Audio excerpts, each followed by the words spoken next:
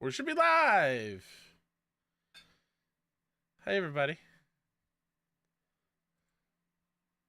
How do you do? Oh, hey, guess what? They can't hear you for some reason. That's crazy. That's so crazy. There we go. Can you talk? Hi, everybody. There we Welcome go. to the Trophy Room pre-show.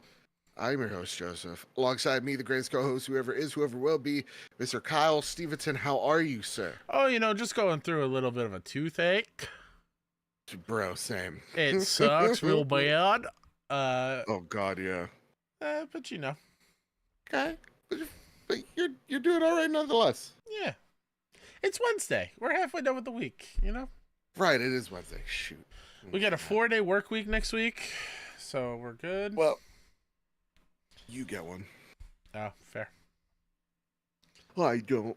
Oh, shucks. Oh, shucks. I forgot to give you the Zencaster link, by the way. My That's apologies. okay.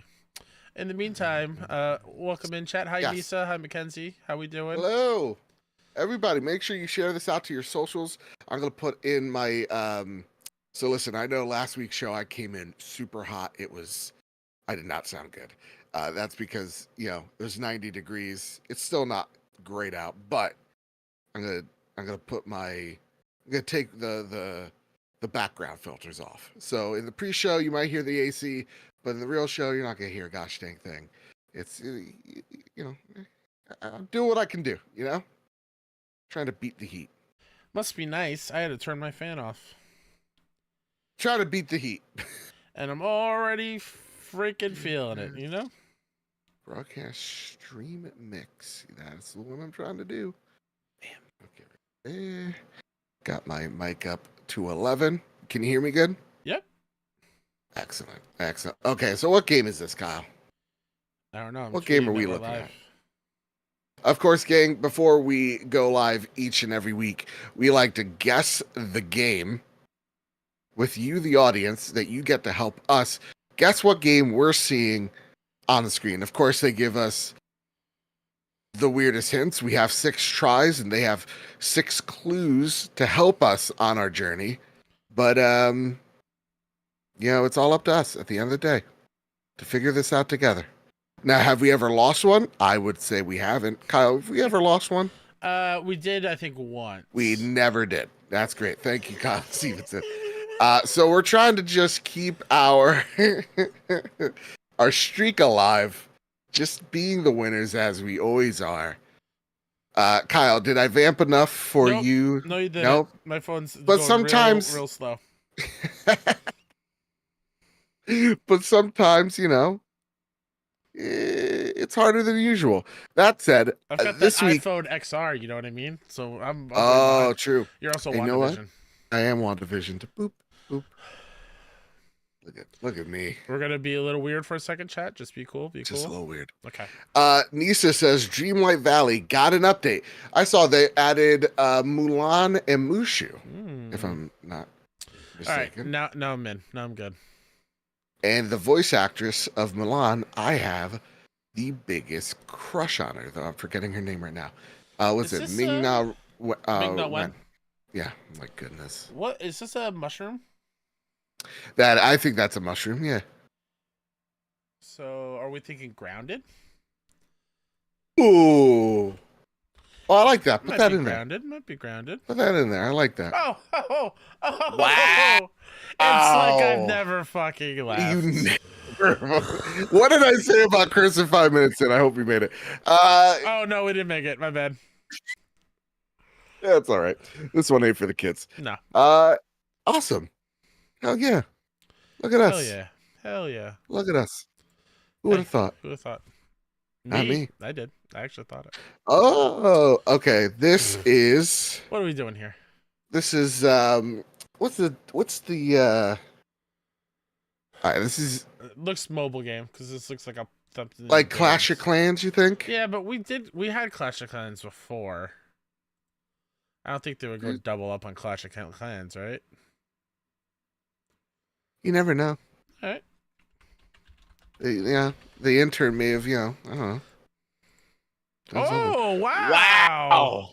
The intern messed it up. Yep, that's Clash of Clans. Okay, look at us. I 2 for loved 2 on Clash the of first Clans, man. guess. Look That's at us. nuts. It's like we never even left, dude. Original point made by me, by the way. Metroid. Which one? I'm just I know chat can't see this, but whenever this ad goes, I can type it in. just do Metroid Prime. Okay. Yeah. If not, it's maybe Metroid Prime 3. Ooh. That looks like a helmet. We're 3 for 3. Wow, guys, we should go pro. Let's go to Vegas. No, we're closer to Atlantic City. Let's go to Atlantic City. Oh, we don't want to go to Atlantic City. I've been to Atlantic City 3 times in my life. Okay. Oof. One was for a WWE show, which that was great. Cool. One we went to a casino. That was the first time I ever saw, a person of the night. I'm still trying to make this one for the kids. Why? And I thought that was very weird. Why do we need to make it for the kids? I already let enough on go. Yeah, they'll be like, you get one, you know? It's fine. All right. Mr. Okay. YouTube this come at me. Is this Black Flag? Yo, just do it. Just do it. Let's rip the band-aid off. Can we go 4 for 4? Damn it. Listen. Okay. Metacritic score not rated. Metacritic score not rated. I say that for a third time. Metacritic score. Let's skip it. I don't know what this is. You want to just skip it? Just skip this guess. Okay. Go ahead. Yeah. Go. Is this Sims? The Sims. I mean, like, write it down. Put it down because one of the spin-offs? No, MMO. Second Life. Good call. Because of The Office. Yeah. Good call. Thank you. Who has time for a Second Life, by the way? Dude, I don't even like this first one I'm in. Yeah, exactly. This one's easy. It's an indie game that everyone should be playing right now. This is Animal Well. Yep. Animal Well is amazing. You need to play it. What do we even do? Now? Look at this gorgeous video game. Look at it. Look at those fish. That room sucks. Have you beaten it yet or no? No. I'm midway through. I'm maybe a quarter and a half. Yeah. It's just it's brilliant though. It's brilliant. It's just not a game that I can play for a long time at once. Because it uses a lot of brain power. Yep. So I got to play it in bursts. That's fair. Good one. That was a good call. All right, let's do 3 more. 3 more. Yeah, I was gonna say 3 anyway. Yeah. Okay. Oh, brother. Nintendo era, maybe? Or is this Shovel Knight? Do Shovel Knight. Let's see what it'll say if we do Shovel Knight. Oh, that's not even spelled shovel. Let's do it. What up, SoCanada? How are you, sir? It's not Shovel Knight. 86. 86. Sea of Stars? No, I don't think it's Sea of Stars. Fair enough. Because it looks more like the NES Super. No, NES. You're right. Is this a Donkey Kong game? No. Okay. But you know what? Let's just put it. Let's see. It'd be Country, right? Is the NES series? Yeah. No. PC and Switch. So this is one of them weird indie games. Is this the Messenger? No, Messenger came on PlayStation. No, it came out, yeah. Let me see. Yeah. I'm going to say Owlboy. Let's see, Owlboy. Nope, not Owlboy. I know that little lad. Who is that little lad? But the Messenger is on more platforms, right? Still can it? Keep the audience entertained. They wouldn't be knocking on my door if something wasn't. If we Sure. weren't on DEF CON 1. 1 second. Sure. Maybe it is the mess. What? Okay, so they messed up. Because it is elsewhere. It is elsewhere. But yeah, okay. Messenger's great. I'm wondering why it only said PC and Switch. Huh. Interesting. Okay. Oh God. I think this is Pitfall. Oh, go away. Boom.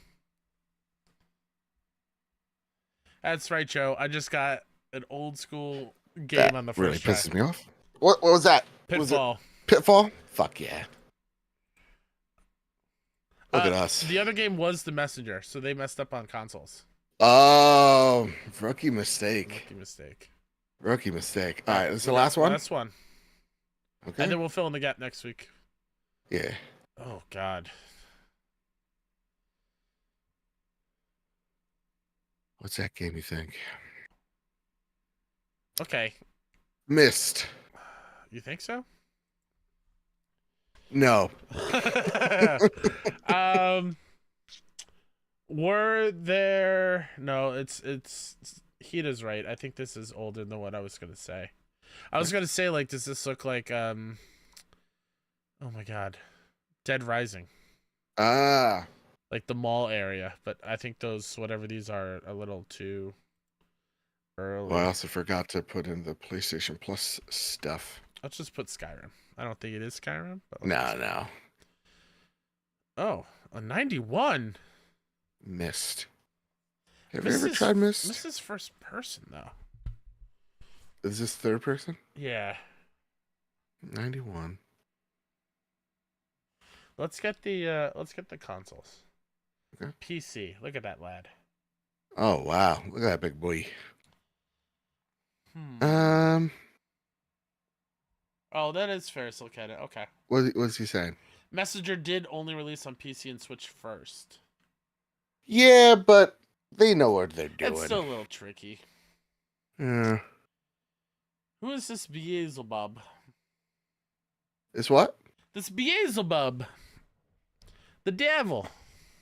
Is that Diablo? Put Diablo. Okay. You never know if we can't try. We'll put a cheeky Diablo. Nope, not Diablo. Okay. It's a role-playing game. It's a role-playing game.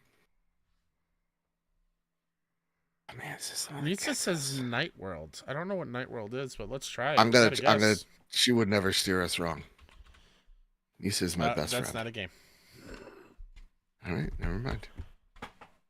Nisa, how dare you? I don't think it's RuneScape. RuneScape is way more low poly than this, if I remember correctly. Yeah, and it's an MMO. So I wouldn't be in there. Is this like Divinity 1? Do Divinity. Divinity now. Nope. 2002. 2002. Is this Baldur's Gate? Let's do Baldur's Gate. Oh, let's yeah. Let's do Baldur's Gate. That actually makes sense. Was that only in the 2000s? Yep, that was early 2000s. Baldur's Gate 1 and 2. Ooh, and then Candace is Neverwinter Nights. I mean, we'll go Baldur's Gate 1. It's not it. Okay, Neverwinter Nights. It's a BioWare game. Wait, BioWare? Did BioWare do Neverwinter Nights? I don't know. BioWare, because I'm thinking Jade Empire, right? Like can't be Dragon Age. No. What up, Jose? What up, Jose? We're trying to guess the game. This is a BioWare game from 2002, and somehow is not Baldur's Gate. Well, yeah, BioWare didn't do Baldur's Gate. Well, no, they did the first one. No, they didn't. Yeah. Are you sure about that? 100%. Or are you just saying with enough confidence and gusto? No, I'm not even saying with confidence. I know for a fact. Yeah. Oh yeah, you were right. Look at that. See.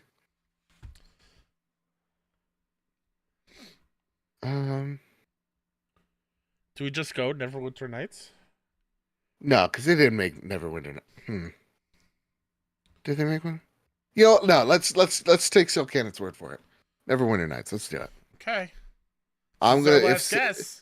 This is on Silcanet. This isn't on us. All right. Let's not look. Let's close our eyes. Because this is a big deal. 3, 2, 1. Oh, we got it. We got it. Hey, I peeked. Oh, did you? Oh, how dare I did you. peek. I was getting a little anxious. You are the worst when it comes to that, by the way. You know that? My anxiety? Yes. No, just like I say not to do a thing and you do it anyway. Well, like this, I did a little just peek. because you think you're special. No, it's my anxiety. Oh God. But my anxiety makes me special. We flipped again. What did we do? Hey, should we tell folks what we talked about on Saturday or Sunday? Remember that one thing we talked about after everybody left? Do you want to hint at that, or wait until we get? Just to let them know that something could be happening. Oh, that's on you. I think it'd be cool to wait until we have solid info, but fair enough. Things are happening. That's all you need to know. Yeah, things are in motion. Okay? Things are in motion. But don't freak out, please. Joe finally fired me. It's done. God, it was a long time coming. Man, I did have a Dr. Disrespect joke lined up, but we're not going to ruin this man's whole career, you know? Oh. How you doing, bud? Doing good? Yeah. Ready? You ready to do this show? Yeah, I think I'm ready. Okay. All right. It is a big thing that we're doing, though, and I just hope everybody's on board for it. You know? Yeah. No, I agree. I think they will be. I think they will be too. All right, chat. We will see you in 16 seconds.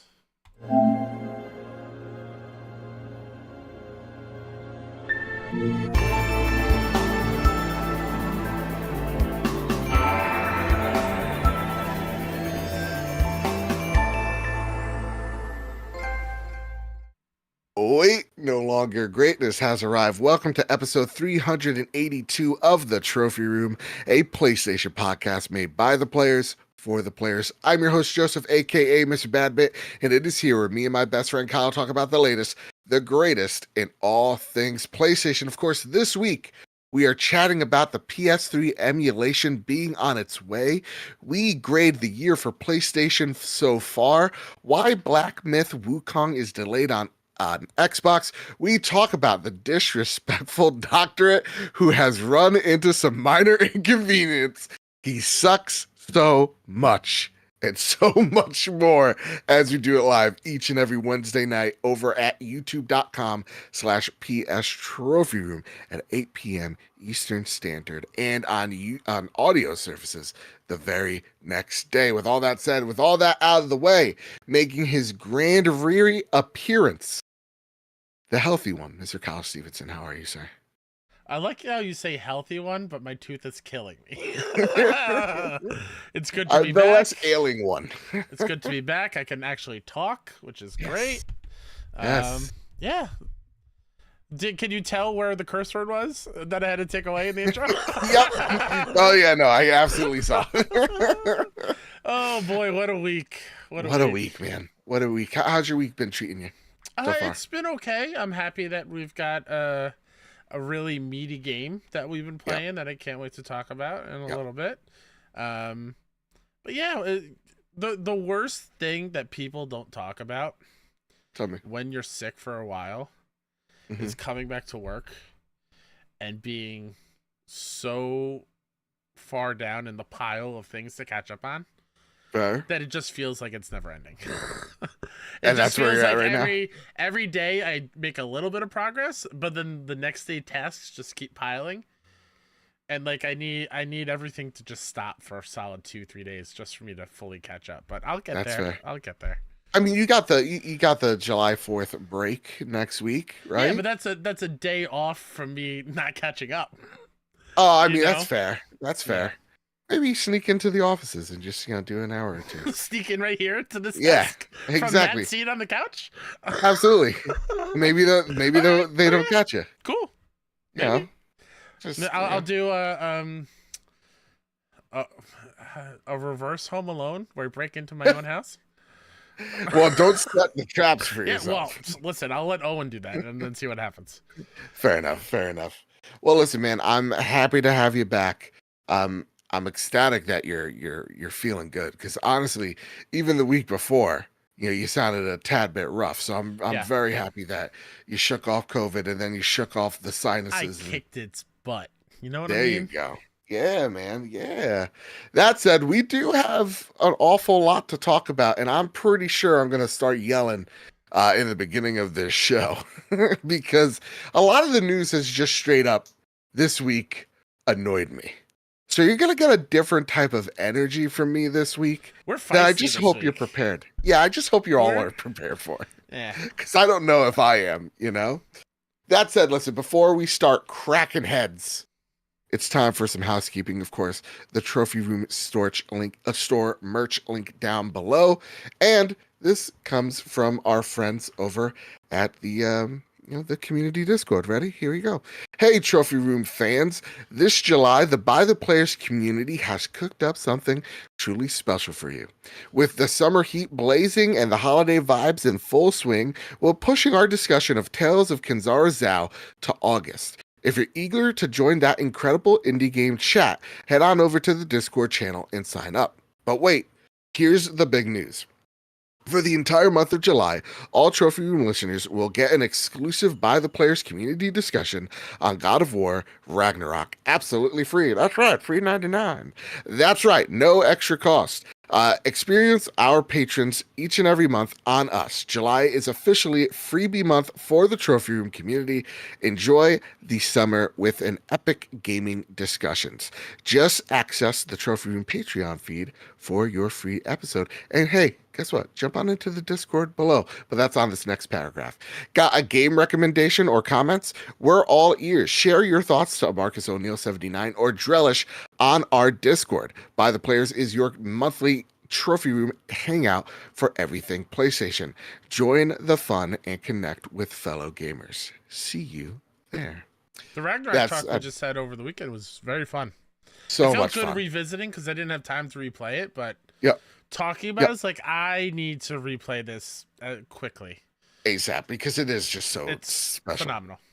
And like just seeing people like the Good Sir show up and like how much that game means to them, and also getting like And Rick, you know, Rick showing and- up and Rick, yes, and having a great anecdote as to how he resonated with the relationships in the game. Like it was such a deep conversation, and I applaud everyone for being very vulnerable during it, and that's why I love video games, man. They Yeah. bring 'Cause out often emotions. when we talk about God of War, it's like how we connected or disconnected with our parental unit, right? And so to see like the fatherly aspect in it was something I really greatly appreciated. That said, in July, since there is no By the Players in July, we pushed that back to August because it's the summer heat.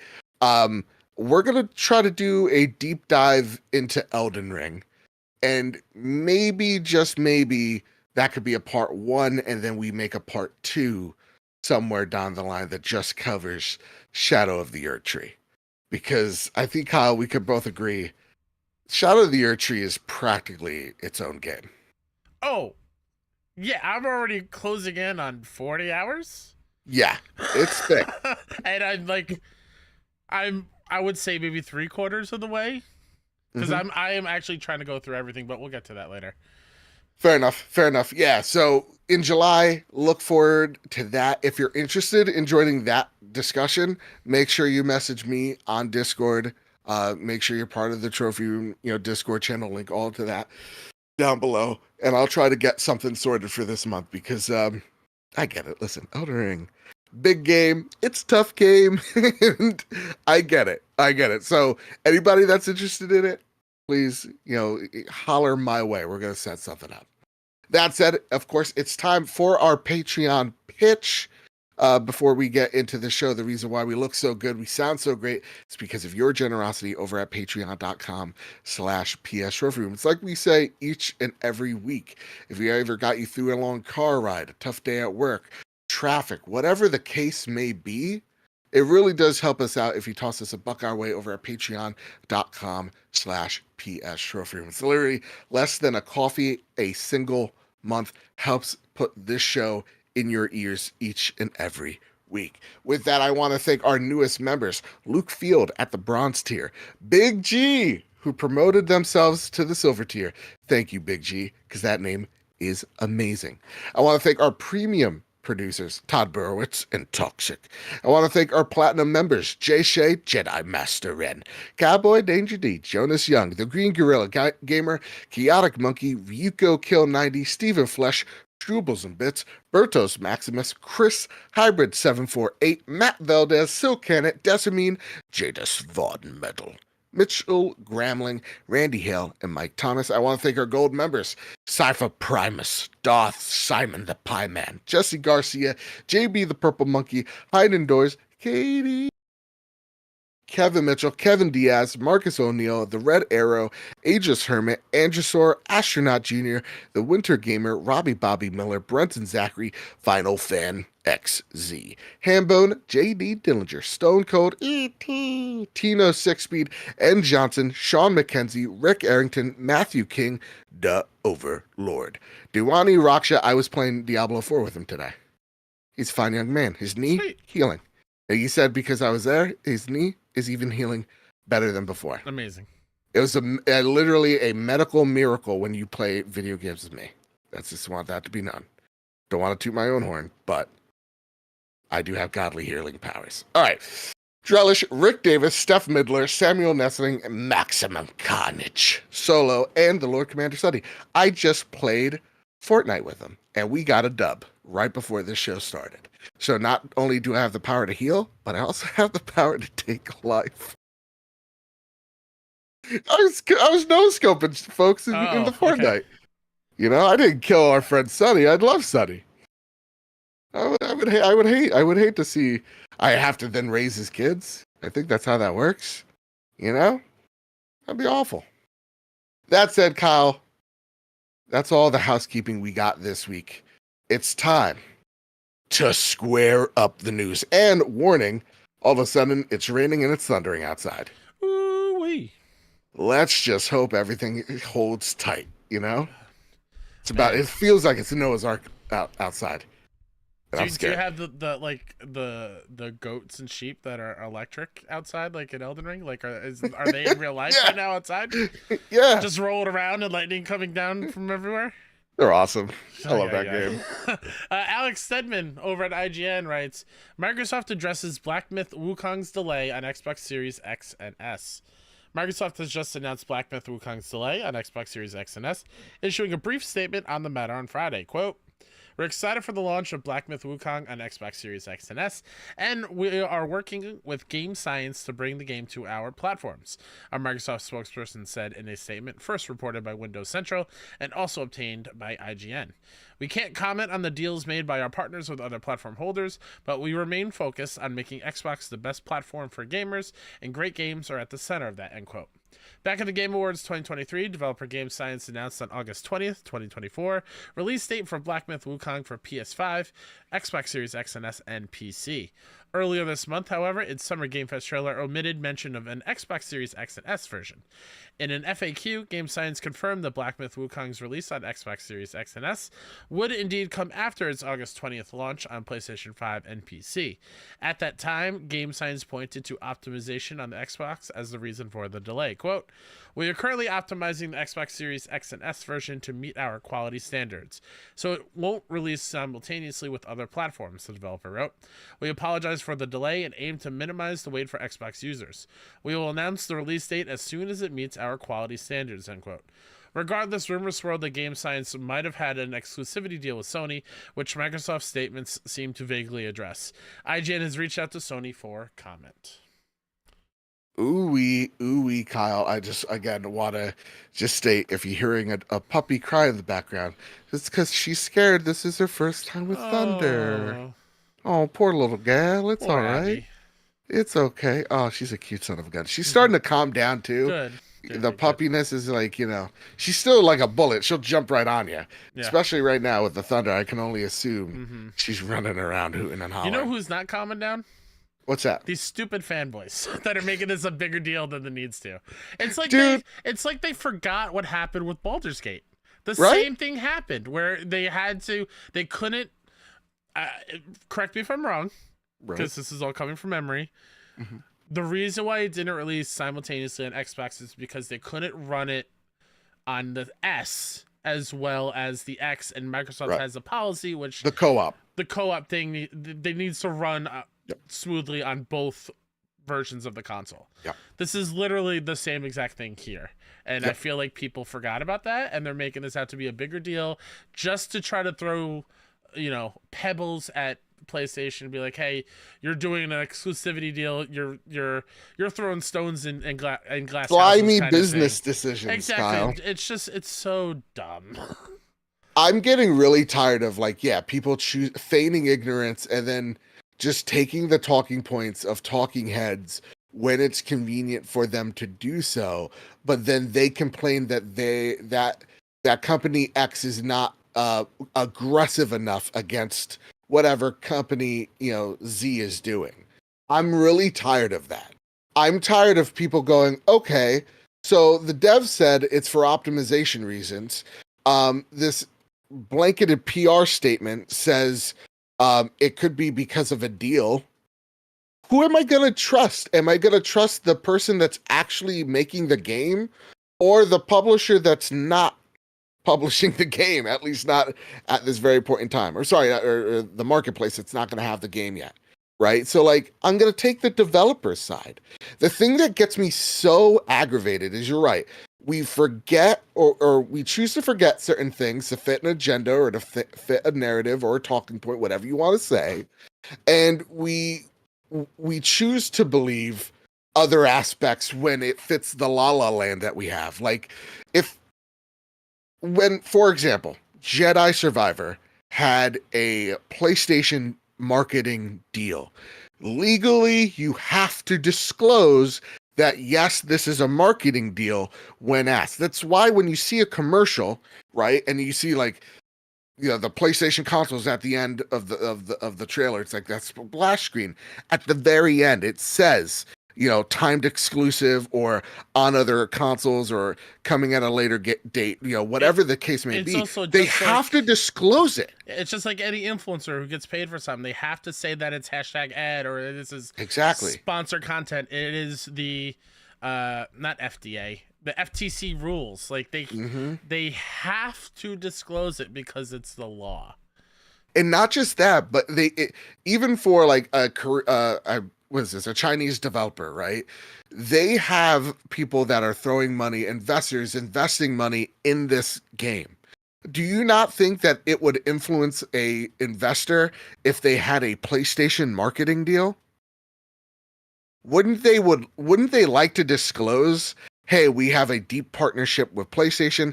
This will come out on other consoles, but as of right now, you can experience Wukong the best on Play. We hear it all the time. Xbox at all. They would say other platforms.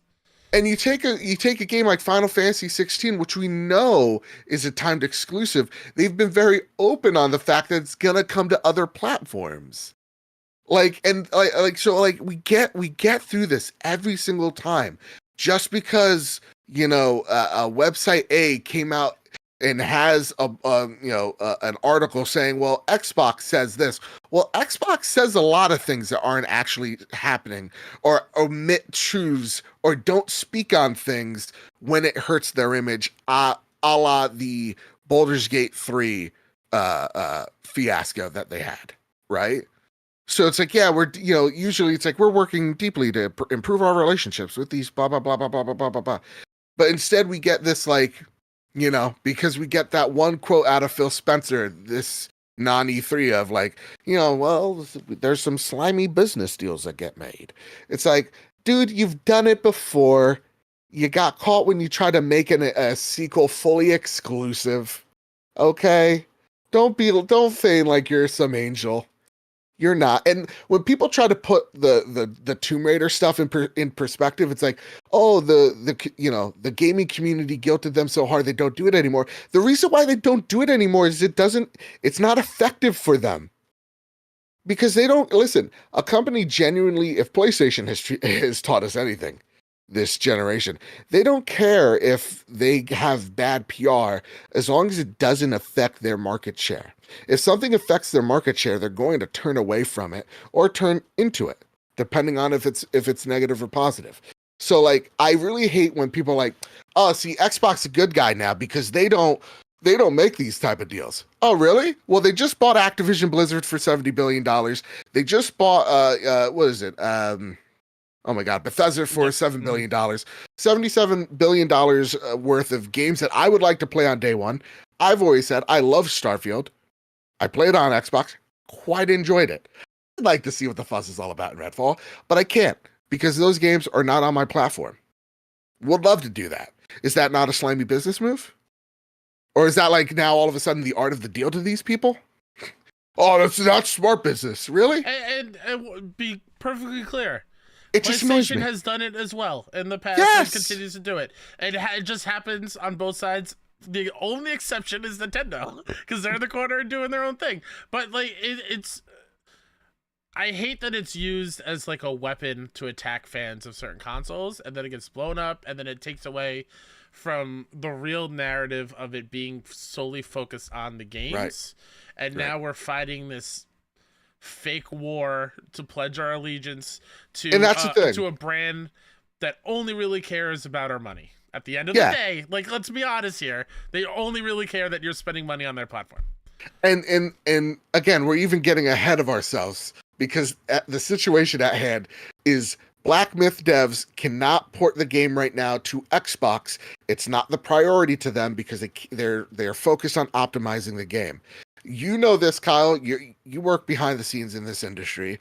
When you talk to developers, sometimes they have to make, last second calls on and decisions on games of like, well, okay, we have plans of this game coming to Steam first, and if we get the funding for it, we're going to go to PlayStation.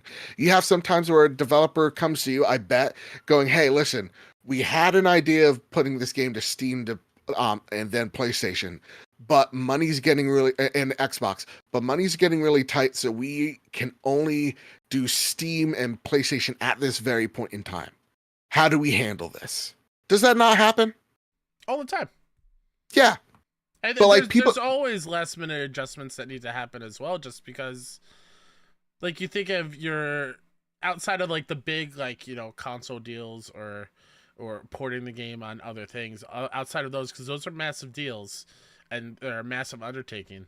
But just like the small things of like, hey, we need a trailer for an announcement, and that gets pushed back for, there was issues with the recording or whatever. Like normal workday things still happen in game dev.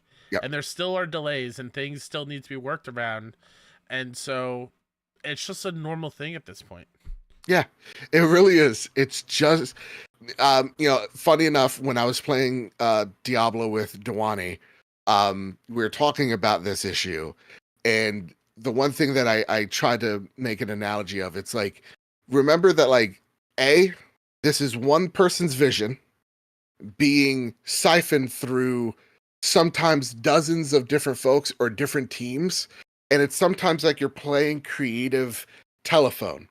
And because you're playing that creative telephone, where your vision kind of gets altered by the very end point of it, and you have to make compromises as you go, that game development is very wishy-washy in that way. It's very hard to make a video game. So, at this very... Insanely difficult. It's not easy, or else I'd be doing it right now. So, no AI tool is going to make it more simpler in that regard. So that's what we're seeing right now with with Wukong, my apologies, is that games are really hard to make, and we are seeing them have to take a step back. But the thing that I bet sucks for them is now they're going to have to take a day out of their PR cycle to address this non-issue for fans that are going to be super toxic to them. And I don't even think that's considered in some of these guys' psyches when they're going to put out an article. It's like, how does this affect the developer if really all this is doing is being a powder keg for my listeners? Like, if all it is that I'm getting a click on the article and my readership isn't really gaining anything from this, is it actually worth putting out? I don't think so. I truly don't. So, like, this is a non-issue that has been started because people needed clicks. That's really it. People needed outrage. It was a slow week. No, there is no PlayStation deal. They literally have to disclose if they have a deal with PlayStation. Again, we are obsessed with making PlayStation the big giant bully in this industry when we just had a $3 trillion company buy a third of the video game industry. I'm so tired of that. They're all corporations vying for our time, vying for our money, and they're all doing things to make sure that they are the best place to play for you. That said, when it comes to these solo developers who are making the first games, usually like the case for Black Myth here, it's the first major game that they're making. Of course, they're going to run into some pitfalls. And maybe we could give them a little bit of grace. Maybe when it's their first time at bat, give them a little grace. That's all I'm going to say on this. We told y'all we were going to be feisty this episode. I'm real feisty. I've had it, dude. Because people like, one person I saw a tweet and they're like, IGN said that this game is practically an exclusive now, and it's like, first off, the video doesn't even say that. Yeah. But then it's like, that's why they're doing this. It's like, not everybody goes to IGN first and foremost. Also, IGN has a bit of information wrong, as well. But like, how many heads is that going to turn on the IGN video towards people to make the purchasing decision from Xbox to PlayStation in terms of Black Myth? Sure. Not a lot. Mm-hmm. I would say very, very few. When we try to make these arguments, when we talk about the broader console wars, to put it in perspective, we always try to say that Xbox is 50% of the market and PlayStation is 50% of the console market, right? And that they are both, whoever's mistake can make a colossal change in the marketplace. Any little mistake. And so we're looking for perfection constantly. Mm-hmm. When in actuality, no, it's PlayStation by a large landslide. And then there is a healthy chunk for Xbox as well. And when it comes to like the broader games that are like on PC and Nintendo, it's often a really weird cut of the pie, but it's usually like PC, PlayStation, depending on the indie or depending on if it's family friendly, PlayStation, Nintendo, Xbox. That's how the markets act. It's not this big race. It's not close. There is no console war. It's just, at the end of the day, business. And as Blue Arrow in chat says, it's coming to Xbox. People are just taking this way too seriously.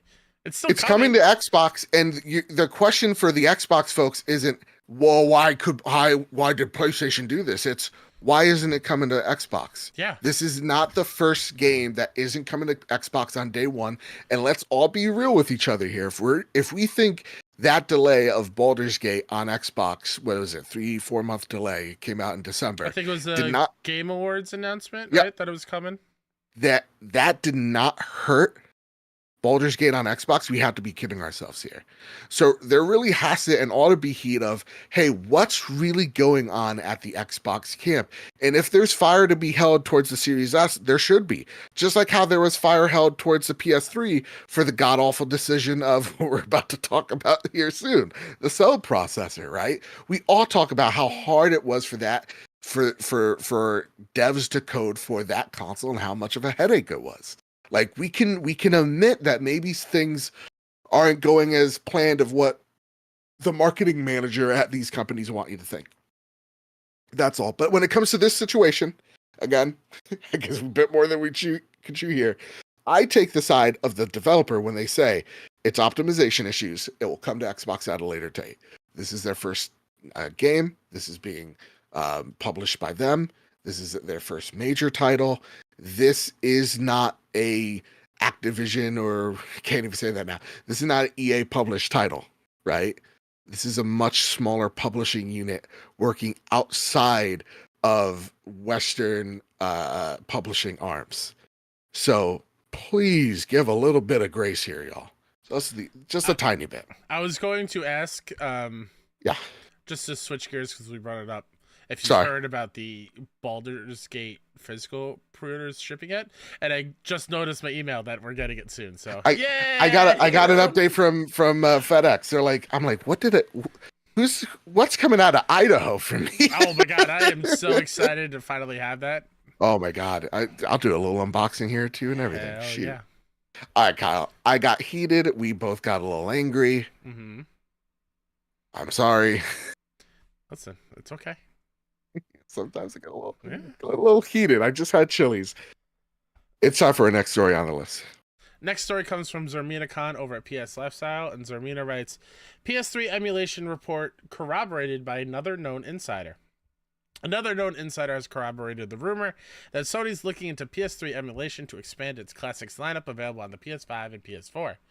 Yesterday, we shared a report that Sony is attempting to bring, quote, select, unquote, PS3 games to modern consoles natively.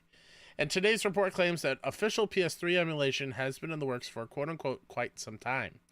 Today's report comes from none other than the journalist and insider Jeff Grubb, who mentioned in the latest episode of Game Mess Morning's podcast that he was personally expecting some news on the PS3 emulation front earlier this year, which is when he first heard about it. Quote, it's something that I've heard has been in the works for quite some time, Grubb said.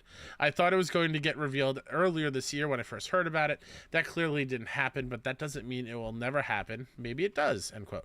After years of requests, Sony recently started making PS2 classics available on modern consoles via PS Plus Premium lineup as well as standalone PS Store releases. Here's hoping that PS3 games follow suit. You're muted, by the way. My apologies. This will cool down the temperature in the room a little bit. Just a slight bit. Ghetto Berry writes in, hey guys, hope you're both doing well. It's currently 22 degrees Celsius here in the UK. How much is that? Hold on, I'm looking. Yeah, let's set that up. You know, we use 71 degrees. I wish it was that ain't bad. That ain't bad. I'm currently sat in the garden slurping some blue raspberry Fanta frozen. Okay, living the high life, Ghetto Berry. Fancy. And it's cooling the ghoulies off of me. I love it. I don't know about get the ghoulies. Those ghoulies off of you. Urban Dictionary, that for me. Do you get the ghoulies off of you while you're gooning? Does that happen? Ooh. Ghouling while we're gooning. I like it. Is that the act of expelling the gooning? You're ghouling?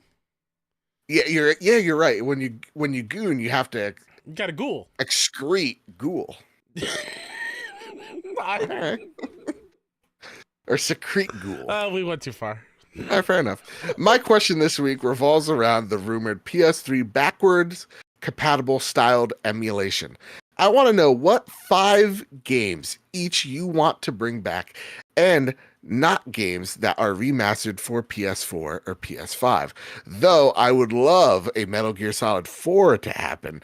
That'll likely be part of the MGS Volume 2 collection. So instead, I want to see games like Heavenly Sword in the mix. Games that deserve a second look in. Have fun, guys. Stay cool and love always. Thank you so much. Kyle Stevenson, I'm gonna hit you one. I'm gonna give an extra little like asterisk here. Okay?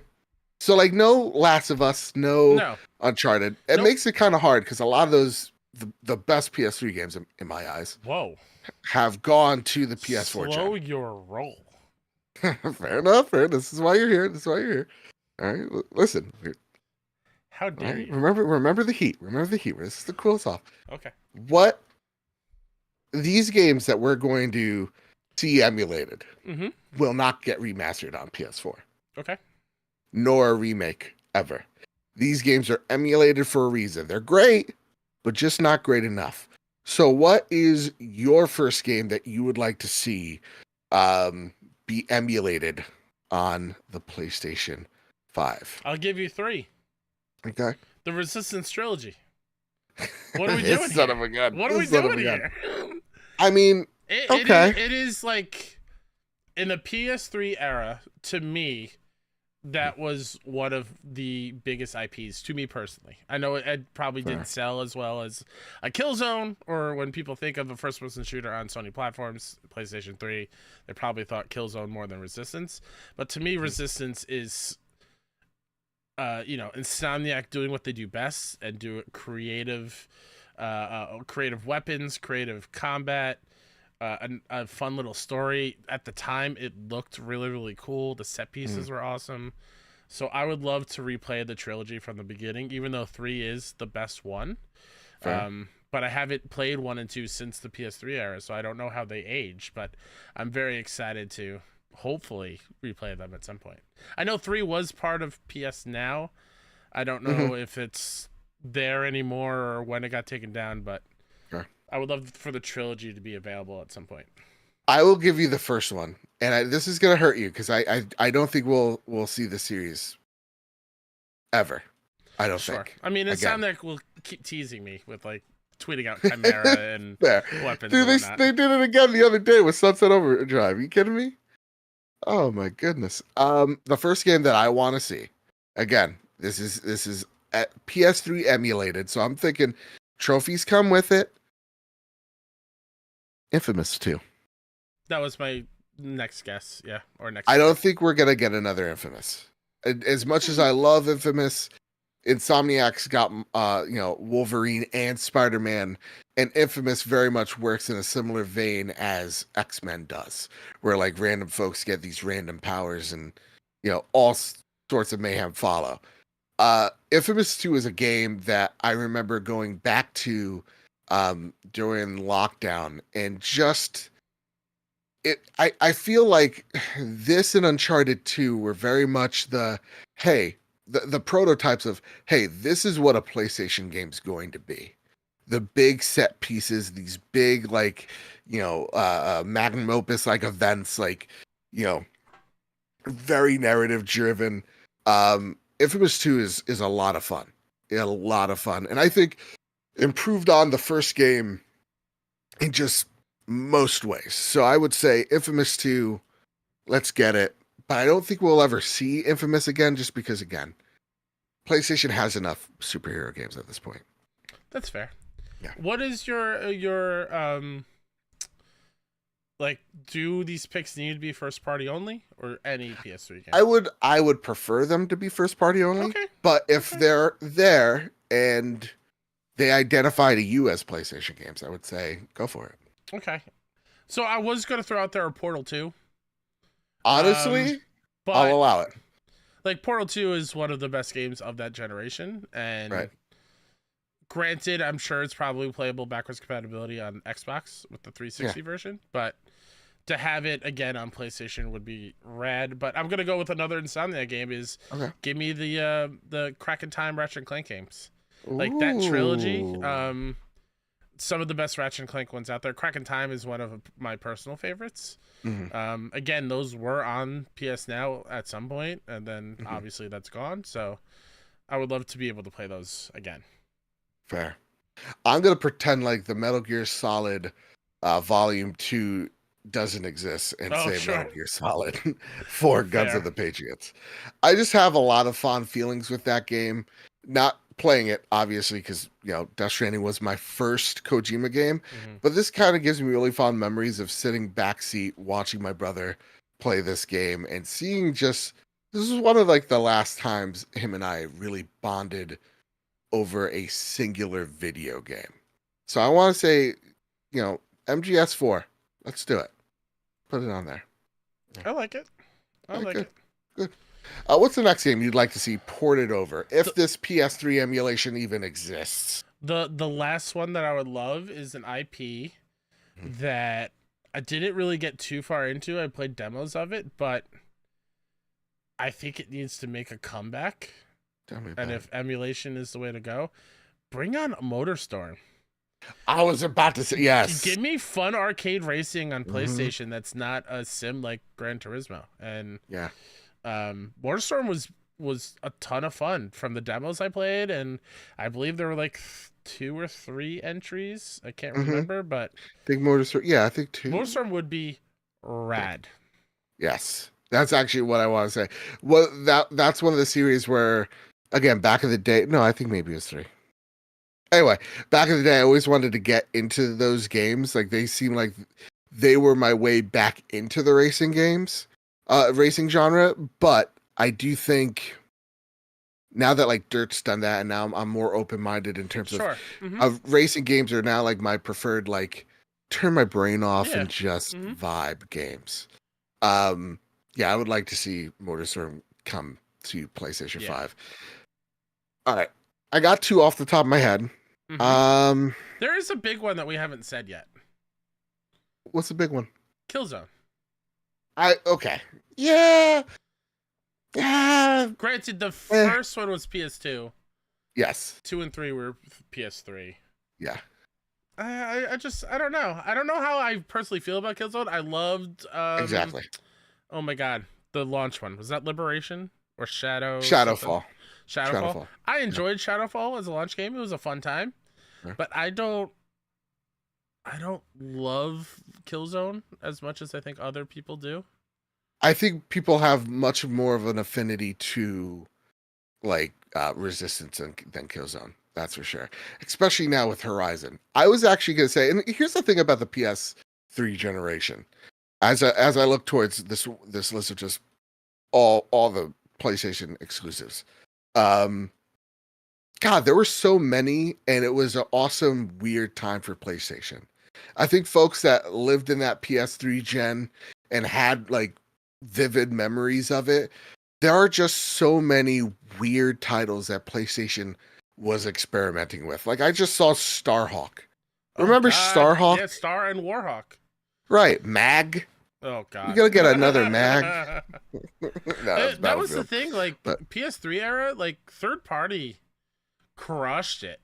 Like Sony was still that was the beginning of them finding their feet when it came to first party stuff. Obviously, Naughty Dog took the ball and ran with it with Uncharted, and then Last of Us, and then we got the Infamouses, and I know I'm blanking on a big one. Like Demon Souls was there, right. So like it was the beginning of PlayStation finding their footing and finding their identity, and then were you PS4, gonna say Lair? I was not gonna say Lair. And PS4 they just hit the ground running and crushed it on that front. But PS3 was a weird time when it came to first party stuff. Yeah, I got 2 games. Ready for this? Little Big Planet, the first one. Okay, yeah, and then Chun in chat has a great one too.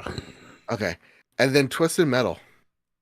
I didn't like that PS3 Twisted Metal game. Here's the thing. I never, after the PS1 gen, I don't think I ever touched a Twisted Metal again. You never played Black? I don't think so. Black was PS2. That was great.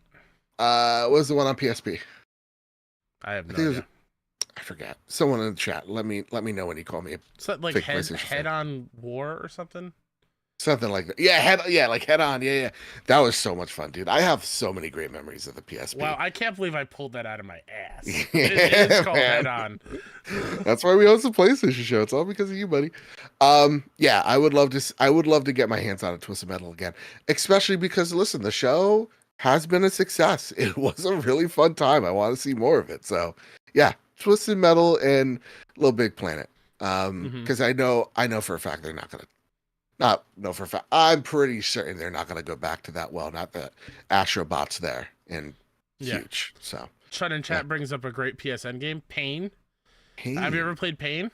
No, never. That's when you launch somebody into like billboards or whatnot, and you get a high score from hitting obstacles and causing the most damage to your character. Yeah. It was just like a giant slingshot, and you would just let him go and try to knock into things. And did they pay? It was a hard like 50, 60 for it? Thing. No, I think it was like $15-$20. Oh, okay. Like it, it was a cheaper thing. Okay. Yeah. Awesome. It was that, and like Calling All Cars was a great one. We have I think a version of Super Stardust. Yeah. That was the PS3 era. I think we can play that somewhere. Premium, I believe. Yeah. So like. There were some good PSN titles as well that I would love to have bring over. It's also that generation. This is the birth of the indie game. You know, like it's. I really have a lot of fond memories of the 360 PS3 gen. Yeah. That's for sure. Drellers asks, "Greetings, Joe and Kyle. A big hello for here from the land of the Goths." I understood that reference. My question is about the PlayStation 3 emulation on PS5 and potentially PS5 Pro. Given the challenges of PS3 emulation, how well would it perform on the PlayStation 5 or potential PS5 Pro? Emulation might be limited to native resolution and modest enhancements rather than significant upgrades like 4K resolution, right? Interesting would be the integration of PlayStation Plus tiers if PS3 emulation is implemented. It could be potentially integrated into an existing PS Plus tier system, possibly part of the premium tier and current offering streaming for PS3 games. What do you think? This is a great two-parter here. I definitely think that this is something that PlayStation Plus premium members are definitely going to get a hold of. Potential benefits, because we heard about the PSSR, which is this ability to make older games up-res to 4K and all that good stuff. I don't think that'll be in PS3 games. I think that'll be limited to PS4 games. I would agree. There's just remember, this is also the generation that is coming from the classic bubble TVs to then the LCD. Yeah. Right. So I feel like there would be some challenges there. Yeah. My plasma TV. Jan bought it. Nothing made me laugh harder when he goes to push into the wall. Yeah. And it goes like 2 inches. Oh, what a shame. Greatest episode of the episode. Sorry, of The Office. Jesus. But yeah, no, that's what I'm thinking. What do you think? Yeah, I think it should be part of the PS Plus tiers. Give an added bonus of premium, but I wouldn't say lock it completely behind it. Okay. Just have it as an added bonus, but allow people to, similar to what they do with like the PS2 classics, still have them available for purchase separately. But having them as part of the plus benefits is, I think, or should be a super high priority for him. Fair enough. Nisa's yelling, "Folklore!" Folklore, I only played a little bit. I rebought that game many times because I thought it was going to be like a rare one. Mm-hmm. It's cool. I didn't get far into it, but I would be cool to re-experience that at some point. Yeah, there's still so many PS3 games I wanna touch upon, experience for the first time. That said, notice how we didn't say Heavenly Sword, because that game was ass. I have it. It's behind me. It was bad. It was bad? The only thing I remember other than playing it and not having a great time was watching it in an episode of Heroes on NBC. Fair enough. It was awful. Fair enough. That said, do you think these rumors are right? You think we're going to see this? I mean, we talked about it, 2 years ago? Yeah, eventually. I know. It's one of these stories where it's just like, we've talked about this. This is happening. I would be shocked if they weren't actively pursuing it. All right.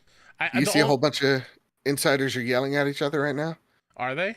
Yeah, about getting this report right or wrong. I thought you'd be like, you'd like it. I could care less. Because Hip Hop Gamer went up to Tom, Tom Henderson. Oh, really? And said, "Hey, man, I leaked this out years ago. Could you credit me?" And he's like, "I'd rather not." And then just started insulting him. Listen, I have no hand in the race. I remember Hip Hop Gamer cutting in front of me in a line once at a PAX and not being very happy at the time, but I'm okay. I will sit this one out. All right, fair enough. That's what I was I don't reading know the man personally at all. Right. So. Right. Do you think his chains are real? I do. I think so. Probably. Why wouldn't they not? Why would they not be? Tom Henderson says they're fake. Well, that's his opinion, I guess. I don't know. Who cares if they're fake? Honestly, who cares? Yeah, honestly, it's a great character. It looks great. He looks great. He's the life of the party whenever he's at a convention, which I appreciate. Can I be honest? I like the character. Even if that's the real deal, that's him. That's great. Especially, I like someone celebrating games. Absolutely, yeah. Why would we Yeah. look down on people celebrating games and be It passionate looks like he's about it? having a blast. Let him have fun. Yeah, and like specifically at Summer Game Fest, I remember him just bringing up the energy in the room because Yeah. he's so passionate and loves seeing the people that make games and has passion for it. It's infectious. Could we have him on the show and you guys squash your beef about him cutting him off? I would love to bring it up to him and see what he says. All right, fair I enough. have no issues with it because it's not a huge deal. Right. It's not a Right. huge deal at all. All right, fair enough. Fair enough. Hear that? Kyle is willing to forgive. Yeah, it was for dangerously driving. I specifically Such a good game. remember that game. Yeah. All right, Kyle. It's time. Everybody's been talking about it. Okay. Well, everyone has. No, just Oh. me. Okay. Only kidding. A few others. Listen, it's June. We've gotten to experience a healthy portion of PlayStation's offerings in the year. And I want to know how they've been doing. It's time to keep PlayStation honest. It's time to grade the PlayStation's performance. It's time to talk about the state of PlayStation in 2024. ... So far. Ooh-wee. We're doing our own state of play. That's right. Station. You know? Absolutely. All right. So this year, admittedly, has been people will say, a slow year for the games industry. I've been playing a lot of games. There's a lot of indies that a lot of folks just, Like to just gloss over. exactly, just because they're not the big things. No, There's plenty of games to play. there's a lot of good stuff And they're here. really good too. So I want to grade each and every game has come out this year, upcoming games this year, games that have no dates whatsoever, and what we expect to see from them in the future, and just talk about the vibe check of PlayStation. You ready for this, Kyle? I'm ready. So this is the first / really second party exclusives that have hit PlayStation this Are year. we gonna go one by one and talk about them, or are you just gonna do the batch and then we'll talk? You know about what? it briefly? If you find that there's one of interest, stop Okay. me. Sure. All right, first and foremost, Last of Us Part 2 Remastered. It's a great package. Honest to goodness, Kyle, Yeah. I'm glad you said it. Why? You don't think so? No, because like it's the reason why I want to get it out of the way. It's like, it's the Last of Us sure. remastered. Yeah, it's only been 4 years since it released, but Right. the things they added to it is so fun. Yep. And so cool. Yeah, I get it. It's a 4-year-old game. Did it need a version of this? Absolutely No. Dude, I buy it up? Yes. Do I love it? Yes. So like it's probably my favorite game of all time. So I love the package. I love the roguelike mode. I love like the cut levels, the secret levels, all the inside baseball The dev commentary. stuff. Yeah, like it's such a really good package, and I wish people would look at it as a like historical thing of one of the most talked about games in the last decade or so. Mm-hmm. As in, like, there's a ton of really cool stuff if you're a fan of this game, if you're a fan of the first one, even just like a lot of insight on it. Like, it's great.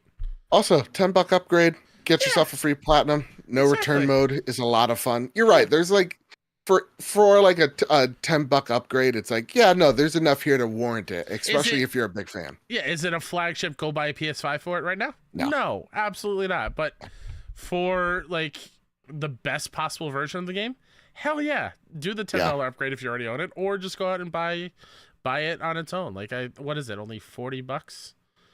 Something like that. But go to your nearest GameStop, buy it for whatever, and then upgrade it. Yeah. You can get pre-owned copies probably pretty cheap. All right, Kyle. Here's the next one. Ready? Pacific Drive. Do we get to play this? Admittedly, did not play it yet. People who have love it. Fair enough. Indie Annapurna joint, if I'm not mistaken. No, not Annapurna. No. Who did that? Who did it? But it's a roguelike where you're a car. Yep. Or you're in a car. In the Pacific Northwest, Not Pacific Rove, Rogue, Come Kyle. What are we on. doing? Sweet jeez. What All are right, we let's talk about the third doing? game here. Ironwood Studios is the Ironwood developer. Studios. There you go. Hell Divers 2. Take it away, Joe, because it's not my thing. When I think about Helldivers, sorry, I had something in my throat there. When I think about Helldivers 2 and how when people are like, oh, it's been a slow years for, AAA games. Yeah, AAA. AA games like Helldivers, Power World, they're having a great time. Lethal Company, they're living life right now. Helldivers 2 is honestly, I'm still thinking is my game of the year. If it's not, Elden Ring Shadow of the Erdtree, that everybody tells me I can't allow it to be my game of the year. But Helldivers 2 is genuinely some of the most fun that I've had. And I love to see people play around with the over the top patriotic, BS that like everybody's in on the joke with.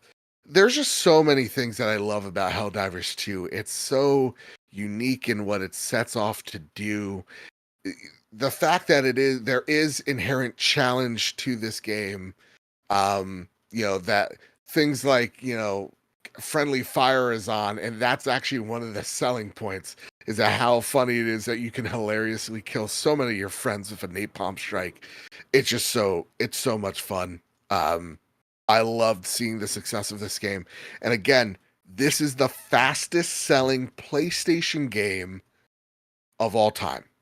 Outbeating God of War, outbeating Spider-Man, Last of Us, Ghost of Tsushima, you name it.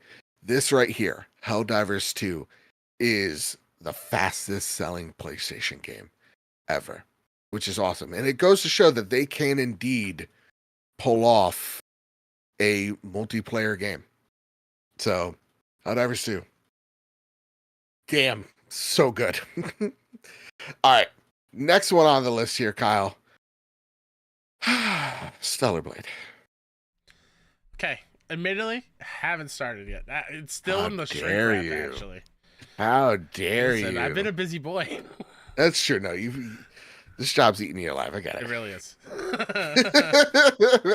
Next Fest ain't no joke, everybody.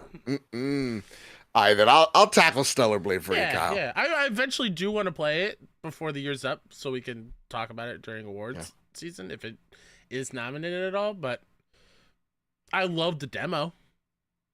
God, this game is so much fun. Yeah. Like, I truly love what this team is set off to do in terms of like how it approaches combat. The parry system, though, needs a little bit of work, just the tiniest bit. There's a weird delay. Thankfully, I'm not the only one that's noticed it. But like, it's a really good action adventure game that I think for a team's first attempt at making a console game, they hit it right out of the park. I love seeing the success that this game's been getting. We'll talk about it in Flash News, but this is a game that would not exist if not for PlayStation's funding. So give it up to Shift Up, because genuinely a great time. All right, Kyle, this one's all you, bud. Final Fantasy VII Rebirth. How are we feeling on it? This is still my front runner for Game of the Year. It's everything I wanted and more. I loved every second of the 100+ hours that I played this game. It's, I mean, how else to describe it? Like, they took what they did with Remake, they expanded on it, they added even more, and left me questioning of where the story is continuing. Which is great for a story that I am already so familiar with. And the characters I love wholeheartedly. I love the new versions of them. I know it's not, but it's like, it's perfect to me. I think this is a huge win for PlayStation as far as an exclusive on their platform, a reason to have a PS5 in 2024 alongside Helldivers 2. Like, I think it's a huge win for them to have that flag and be like, hey, this is the only place you can play it right now. Fair. Money having it. Final Fantasy VII Rebirth, I'm going to echo most of your thoughts, though I haven't beaten it yet, though I have some complaints about it. Sure. It is such a visual showcase and such an improvement Mm-hmm. on the combat of Final Fantasy VII Remake. Yep. Though I will say there's too much in this game. They went a That's little what I overboard. mean. Like, I know it's not for everybody, but for Yeah. fans of the series, fans of the genre, I think it does a great job. And hey, look at this. Bungie getting a win with Destiny 2 The Final Shape. Of course, out everywhere. It's not the point. It's a Sony-owned property now. Or so, yeah, it is. And Sony-owned team. Final Shape getting the win that they deserve. This is one of the highest rated games this year, Kyle. What are your thoughts? Good for them. They needed it. Yeah. They needed to win badly. And I'm really glad that they were able to hold out and produce something that the fans say is the magnum opus of what Destiny is. And if this is them saying goodbye to Destiny, what a way to run to send it out. What a Yeah. run. You talk about the ebbs and flows of that series Yeah. and that community. Final Shape, I think, is the epitome of that. It's like the community is so down, and then this comes out and it blows everyone away. Mm-hmm. Wonderful. Okay. Now, here are the upcoming games. Well, first off, you skipped one. Sorry. Oh, yeah. You crossed it Rise out, but you of the didn't talk Ronin. about it, which, Yeah. admittedly, I think everyone was a little bummed by. Wasn't a huge highlight, I think. I stopped playing it. I was not enjoying it. It had myself. potential from the outside looking in. But this is the game I was most excited about, Yeah. which leads to the bummer. It just did not hold up. It's what I thought it was going to be. It was that and Dragon's Dogma the same day, right? Yep. What a day. Yeah. What a day. So, Kyle, so far, I'm going to say so good. Is it? I would say if we give it a letter. Yeah, give it a letter. B minus? B minus? Maybe a B. Let's just give it a... I think Rise of Ronin brings it down. Right, Rise of Ronin brings it down. I think Rebirth, Helldivers are huge wins. Even Destiny 2. True. And then Pacific Drive, Stellar Blade, Last of Us are kind of just in like the average kind of tier. So yeah, I would say I would lean on C plus to B minus. Sure. I think is a good one. And of course, these ratings don't matter, but whatever. No, B minus at all. Please, it's great. It's I'm an having 81. a great time playing video games this year. It doesn't matter. Yeah, fair. Upcoming games. No, wait. And for the podcast in this game, it matters. Oh, sure. Upcoming games. Here's what we got. Zenless Zone Zero. If you ask me what it is, I can't tell you. Cool. Happy for you. I believe that's the Yoho game. I'm happy for y'all. Just, I will never ever touch it. Until Dawn remake. Cool. I'm excited.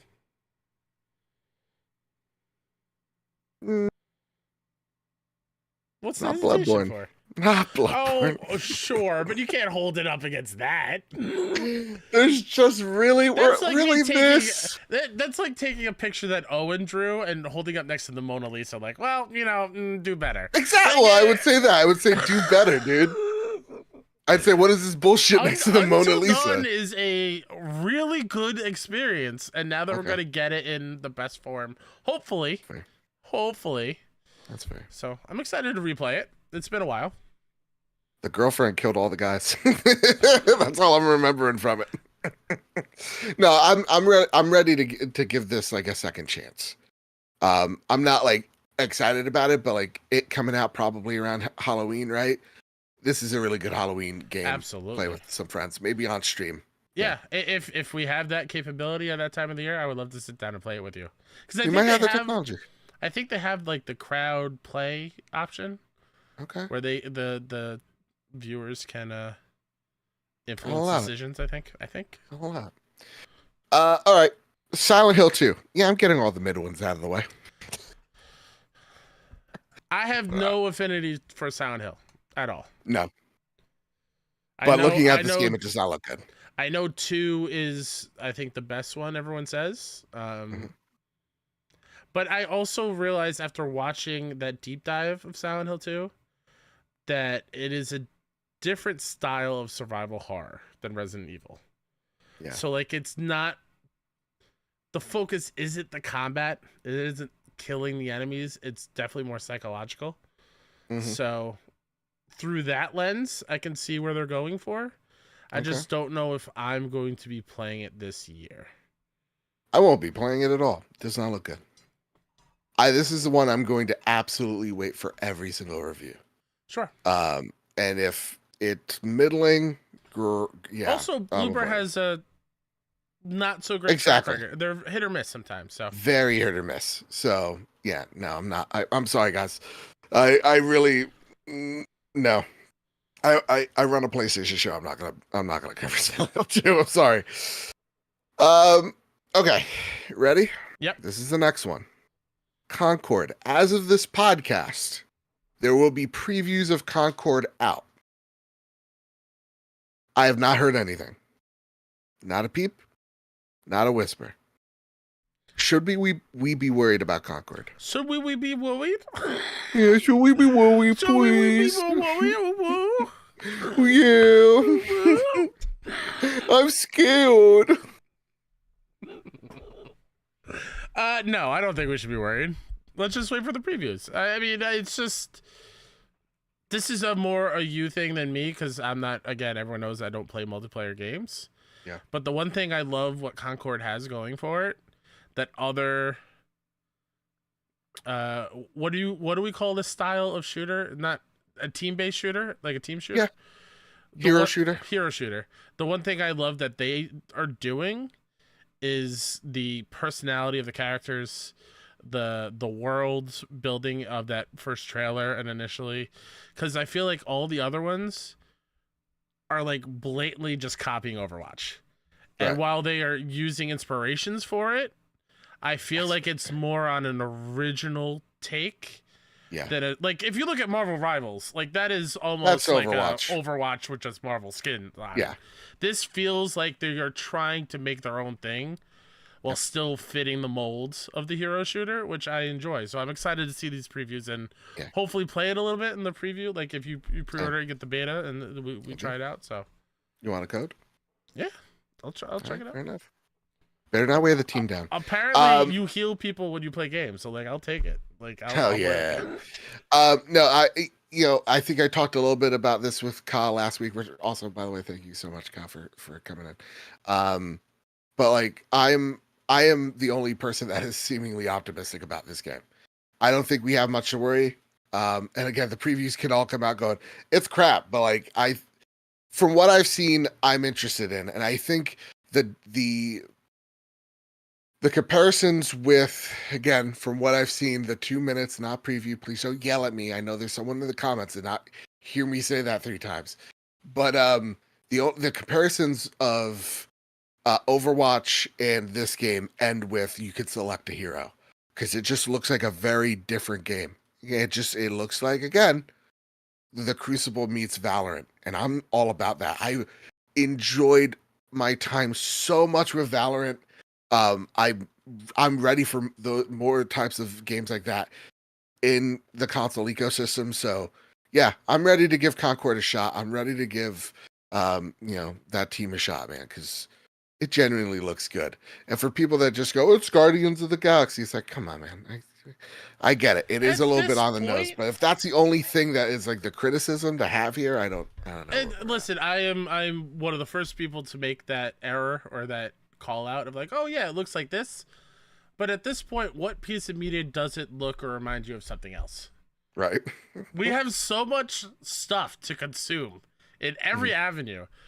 There's bound to be an inspiration from something else. Absolutely. Like it's.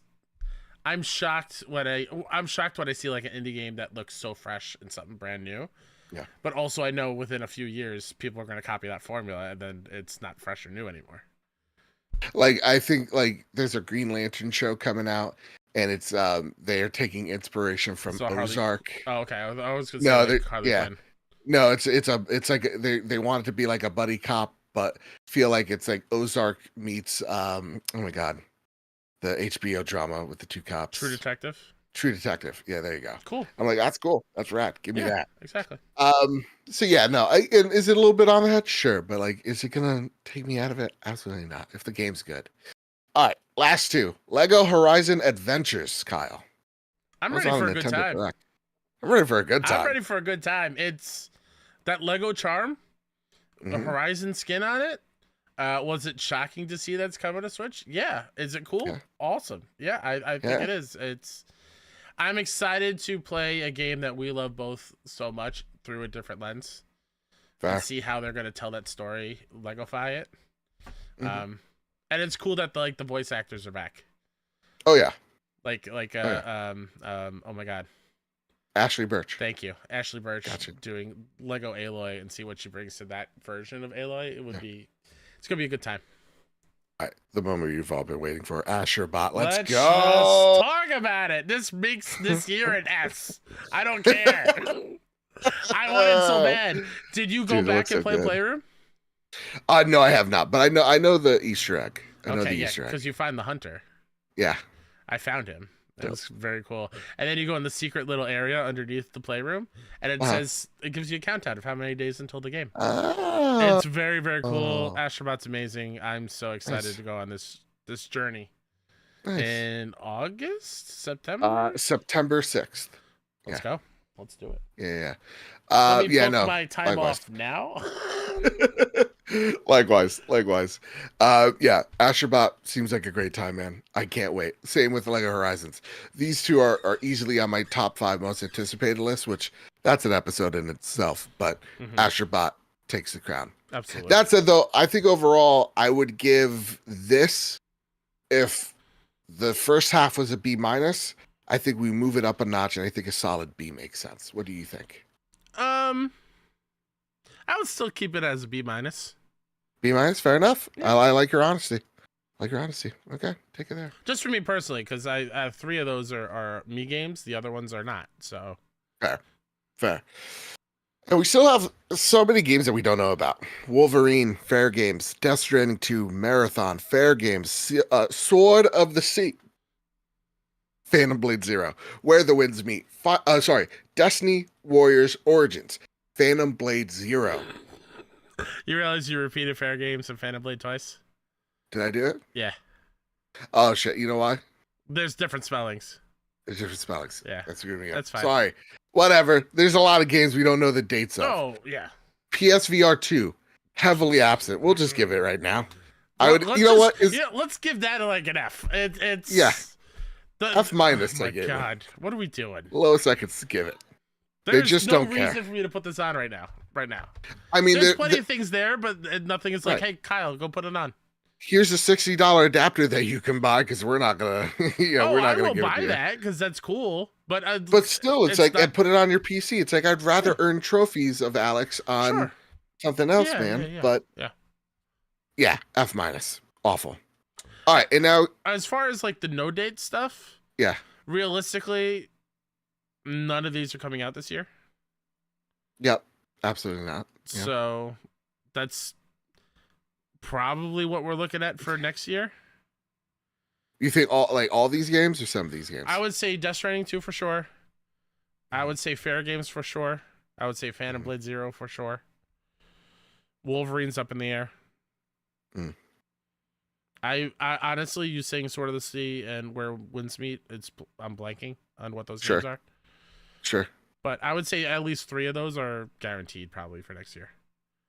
So Kyle, it gets me to thinking, man. I think because we always say this, it seems like in the era of PS5, they need to talk to us more. That's never happened. This is the PlayStation of less is more, baby, and we decide to talk to you 4 times a year.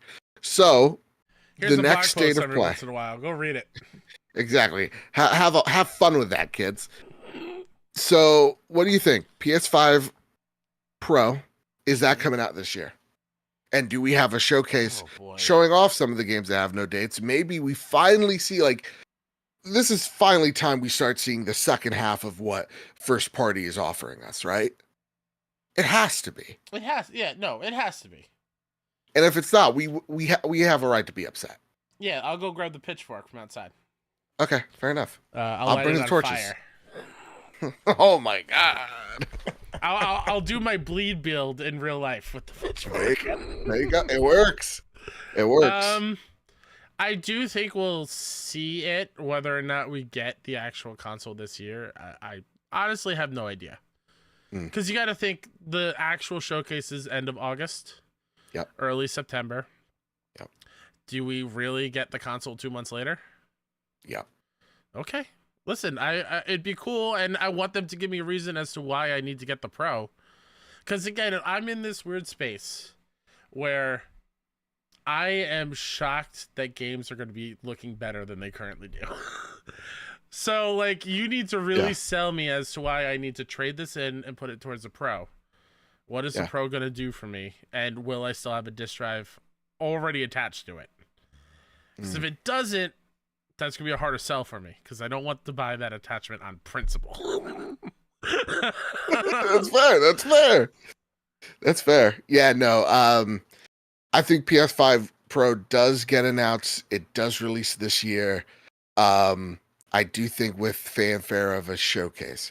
If the PS5 Pro is revealed during Gamescom opening night live, man, look out for me, guys. Make sure I'm not near anything sharp or like a long cliff because it's a looking bleak for coverage, man. It would depress me to no end. I think a hardware reveal deserves to be on PlayStation's ground and showcased with the games that are going to be the reason why you upgrade to a PlayStation 5 Pro, because they ain't gonna be Astro, right? As much as we love it, I think there are some technical things that this thing can do that will impress the hardcore to double up and double dip and buy a PS5 Pro. But show me what this thing can really do if I'm gonna buy something that's gonna be, as big as my TV, probably. Do we think we get the updated DualSense as well with the PS5 Pro, with like longer battery life? Yeah, I think this would be a perfect time to give a new revised controller with a decent battery and maybe a lack of stick drift. But they make money off of us, so that's not going to happen. They certainly do. All right, Kyle.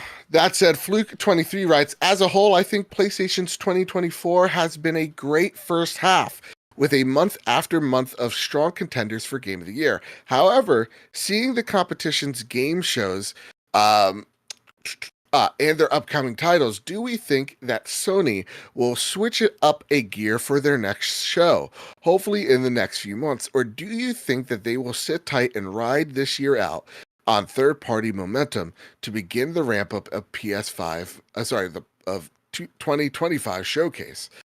If you were in their shoes, how would you see out the year?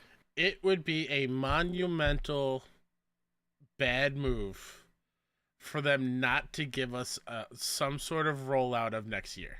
Yes. We know nothing hard date-wise next year. And if we go into 2025 and know nothing first-party-wise, that's a problem. So I do think they're going to come out swinging at some point. I'm not saying we're going to learn about everything. Yep. But having maybe not specific dates, but windows, like spring, fall, summer, I think is very much needed. And I think for sure we'll get a Death Stranding one. And what were the other ones? Phantom Blade and Fair Games. I don't think Wolverine's next year. I would love it. Tsushima too. I don't know. That would be cool too. I'll buy a katana and a Komodo. Oh, really? Just to celebrate, yeah. Okay. Gonna appropriate everything for this game. Kidding me? Okay, you heard it here first, everybody. You're gonna see the cherry blossom flowers everywhere. Don't whisper it to anyone in Twitch chat. Oh, talk about that in a sec. Yeah, no. So I think, Fluke, we're gonna get a showcase because Xbox had a good show or Nintendo had a great show, or whatever. It's because we need to know what's next for next year. Yep. So expect something. Again, I think if it's hardware related, August. If there's no PS5 Pro, September. Even then, Sony's weird. So August or September, we're gonna see a showcase. I also can bet on we get the hardware in a blog post, and we don't see it in a showcase. But the blog post will lead into a potential game showcase. If it's announced via blog post, The Kyle, VR2 was. I'm going to make a video on the YouTube channel, and it's just me yelling for 5 minutes straight. Yeah, the title will be Joey just screams into the void for 5 minutes. Exactly. You saying that filled me with rage. But honestly, I would put money down on it. That is how they're gonna do it. And I wouldn't bet against you, dude. That's the thing, man. I wouldn't. Overall, though, I think this year has been C plus B. We're coasting. Yep. You know? Yeah, C plus B minus. They went hard the last couple of years, and so we're seeing the result of everything that last year was like. Here's everything we were working on during the pandemic and things that got pushed back and moved around, and now we're seeing we're like at the bottom of the downhill swing. We're about to go on upswing, hopefully. All right, so that's our grade, C plus. I'm gonna say it. There he is. It's been okay. C's get degrees. Yeah. All right, no shame in it. It's passing. Could be better, though. It's not enough for people to yell at each other about what brand they prefer. Exactly. Well, I don't know. It's time for flashes. Gotta run. Gotta go fast. Oh, shit. What's behind me? I don't even know. I don't care because I'm so scared. PS5 exclusive Stellar Blade sells 1 million copies. This comes from Ryan Dinsdale over at IGN. As reported by VGC, the studio hosted a Stellar Blade presentation where it revealed that estimates suggest that the game has sold upwards of 1 million mark. Yay. The number may have grown if I don't know why I'm saying it in that tone or that speed, by the way. You're putting me to sleep. Sorry. If Shift Up releases a PC version, something is, quote, they're currently looking at, but is unsure on as a result of a contractual relationship. Why say that? Likely with a PlayStation owner, Sony. Crazy. They're also considering downloadable content. I know they have a Nikkie and Nikkie. I'm gonna say Nikkei crossover thing that they're doing. Overall, this is great news. People think, again, console fanboys on the internet think that this is a bad number to hit. Remember what I said a few months ago. What is the expectation that PlayStation and the studio has for this game? And what did I say, Kyle? Don't worry, I'll let you remember it by yourself. 1 to 3 million, and 3 million being very generous. Remember Bayonetta 3, Switch exclusive, 1 million units sold. A very popular game in the zeitgeist. 1 million units sold. They know what this game is. They know the size of the studio. Development over in Eastern nations a lot cheaper than it's here in the States. So I bet PlayStation and Shift Up very much like what they saw out of this release. Even so much so that both Shift Up and I think even like the South Korean government's like, hey, we'll fund more game development studios here. Cool. So, cool. I like to see more of it. Yeah. Lies of P as well. Please, for the love of God. Can I read this next one, please? You know what, Kyle? Take it away, good sir. This comes from Matt Wales over at Eurogamer. Dr. Disrespect admits Twitch ban due to messages with minor, quote, in the direction of being inappropriate, end quote. What? Wow. Following a series of allegations from former Twitch employees last week, high-profile streamer Dr. Disrespect Beam has admitted he was permanently banned from Twitch in 2020 after exchanging, quote, messages with an individual minor back in 2017, end quote, that, quote, leaned too much in the direction of being inappropriate, end quote. The allegations first surfaced last Friday when Twitch's former account director of strategic partnership, Cody Connors, claimed an unnamed person had been banned from the streaming platform, quote, because he got caught sexting a minor in the then existing Twitch Whispers product and was trying to meet up with her at TwitchCon, end quote. A subsequent report by The Verge explicitly linked the allegations to Beam after speaking to 2 former Twitch employees. The reason for Beam's permanent Twitch ban, which occurred roughly halfway through his 2-year exclusivity contract with the company in 2020, has long remained a mystery, and even after last week's allegations surfaced, Beam avoided addressing them explicitly, insisting he bound by was, quote, legal obligations, end quote, relating to his August 2021 settlement with Twitch. Quote, I didn't do anything wrong, he added. All this has been probed and settled, nothing illegal, no wrongdoing was found, and I was paid, end quote. Now, however, after being ousted by Midnight Society, the game development studio he co-founded in 2021, Beam has addressed the allegations head-on, admitting to exchanging messages with a minor in 2017, but insisting there were no, quote, real intentions, end quote, behind them. Quote, were there Twitch whisper messages with an individual minor back in 2017? The answer is yes. Were there real intentions behind these messages? The answer is probably not. These were casual, mutual conversations that sometimes lean too much in the direction of being inappropriate, but nothing more. With a fucking child!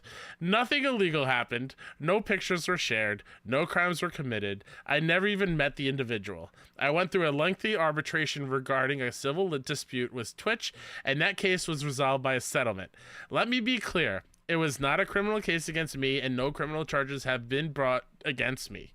Following Beam's statement, Midnight Society co-founder Robert Bowling took to social media with his own message, quote, if you inappropriately message a minor, he wrote, I cannot work with you. Period. I promise only act on facts, and I did, end quote. Additionally, gaming headset and accessories company Turtle Beach has confirmed the end of its long-running partnership with Beam in a statement to IGN. Jesus Christ. Doctor, disrespect the age of consent. What the fuck are we doing? Man, oh man. No real intentions. Why are you talking to a child that way? You fucking creep. I apologize for all the cursing. This has to be so heated. And all his friends acting like they're disowning him now all of a sudden. Oh, he wasn't really my friend. He wasn't really my friend. I don't know the guy. Bullshit. Oh my God, this makes me so angry. And the fact that he's going to go away. And then he's going to come back in a few months, and he's going to make a ton of money on his return stream. Sure. That bugs me a whole lot, because this guy is a awful human being. Yeah, I love the way that this guy opens up is like, hey guys, I've always been straight and honest with y'all. And then edits this tweet 4 fucking times. Yeah, he starts off, I've always been straight and honest with you guys. And then he took minor out of the tweet, and then he just kept to say changing individual. it. It's like, what are we... And then, so he's like, I've always been straight and have you? Because you haven't been with your wife? Like, remember, there was a whole situation back in 2017. In TwitchCon. Yeah. TOS, what's that? And listen, personal stuff aside, okay, or even aside, when we talk about like the burden of proof and where is it? Is it on the victim or it's on the person accused? To me, I tend to look at it like, okay, so let's start at the baseline. There are accusations made against this person. What does this person have a history of? Has he been straight and honest with all y'all? Absolutely not, because as we've seen in 2017, he had to take a break because he legitimately cheated on his wife. So if this guy has broken vows that he made towards someone that he said was the love of his life, do you think he's going to keep it on the straight and narrow with a fan? And Kyle, he a fan. So like, absolutely not. So like the burden of evidence is on Dr. Disrespect. Do you know how easy it is for him to go, all right, here's what was said. So let's just get it all out of the way. He has the whispers. He can do it. He's choosing not to. Why? Think about it like this. I'm Twitch, right? I am a company that is bleeding money, and Amazon, my parent company, is putting all the pressure on me to make me profitable because I'm owned by Amazon. And I kicked out one of my biggest income streams with Dr. Disrespect. Why was that the case? Remember, these companies don't move because I'm loud. They move because they think something is actually going to move the market either forward or backward for them.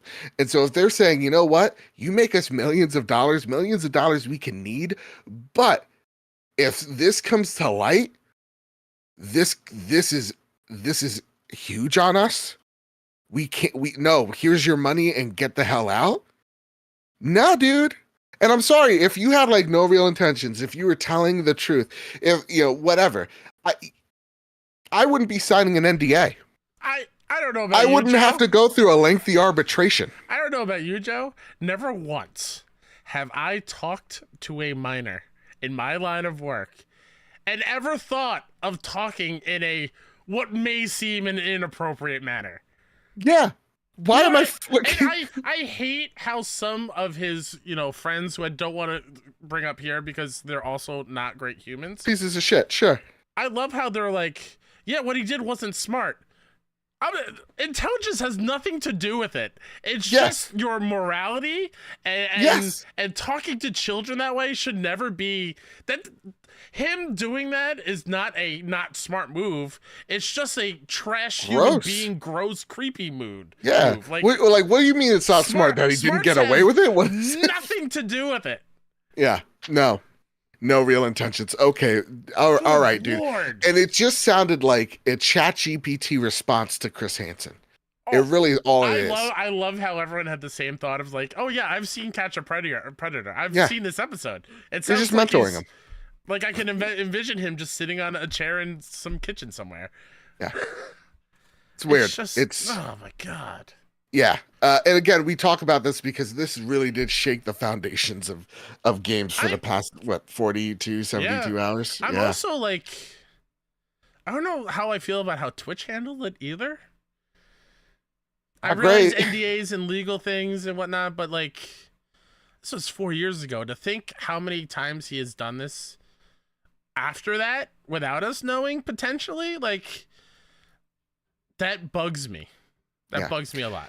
And I've seen a few really creepy people going like, okay, but what did he say? It's like, that doesn't matter what he says. Who cares?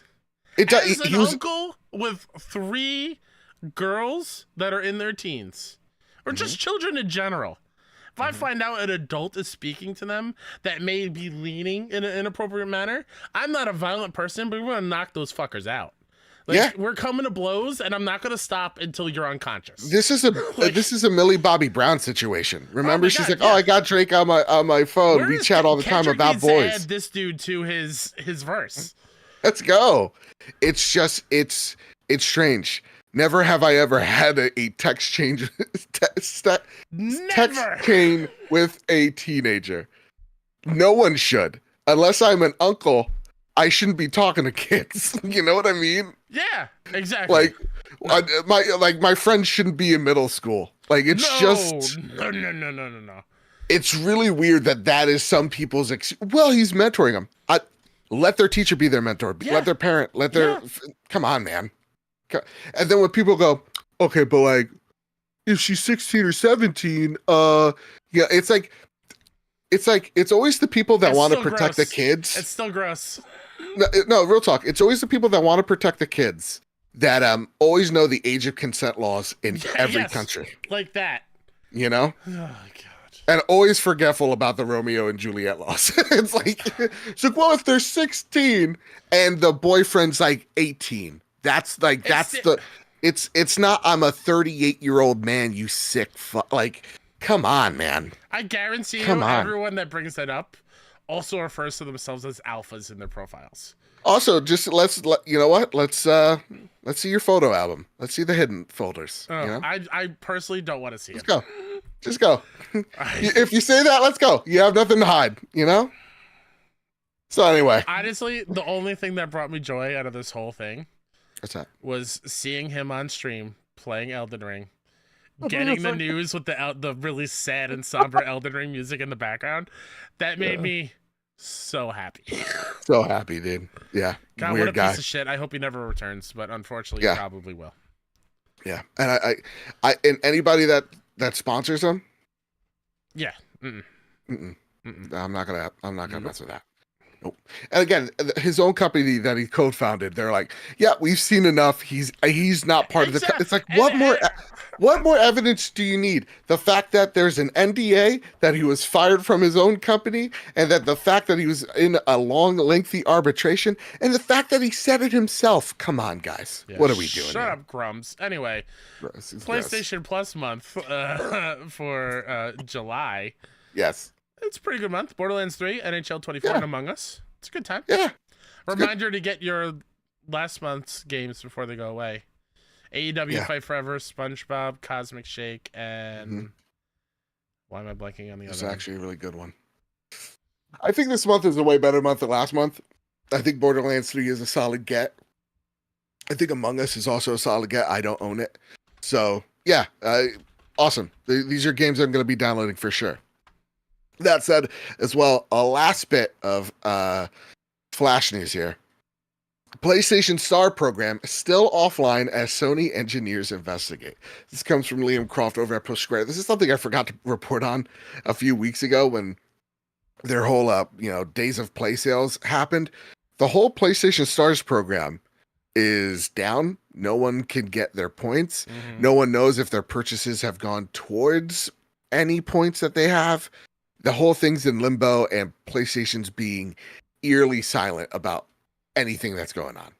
Mm-hmm. Hopefully we hear back from them soon. I mean, I hope so. Will we? I don't know. Dude, I had enough points for like a 20, Yeah, $20 $20 coupon. Come on. Jeez Louise. God, all that yelling and I'm so hot now because I don't have any fans going. Whew. I'm sorry. Elden Ring DLC difficulty results in controversy and negative player reviews. This comes from Zermina Khan over at Push Lifestyle. I'll read the full article here. From Software might have broken players resolve with Elden Ring Shadow of the Erdtree DLC's difficulty. The usual Get Good Brigade have had such a hard time with the content that the DLC has continuously been review bombed on Steam since its launch, with many complaining about significant spike in level difficulty. DLC reviews on Steam range from negative to mixed, which is a stark contrast to critic reviews. This is particularly amusing because critics have often come under fire for complaining about unfair difficulty spikes, giving birth to silly internet phrases like game journo difficulty. Isn't that cute? And these people don't have barely a guide to go off of when they actually play games like this. Like, real talk, I had like the review copy of like, the Bandai Namco spreadsheet of like, here's your guide. Bro, hats off to anybody that beat that game. Real talk, anybody that did. And this is without the best build guides, best tips and tricks, without like everybody knowing that the mimic tier is broken. None of that. They're the ones that make the tips and tricks. So like they have to experience it all firsthand. Yep. Yeah, so eat shit, people that think like that. We have taken an approach. We're really spicy. All right.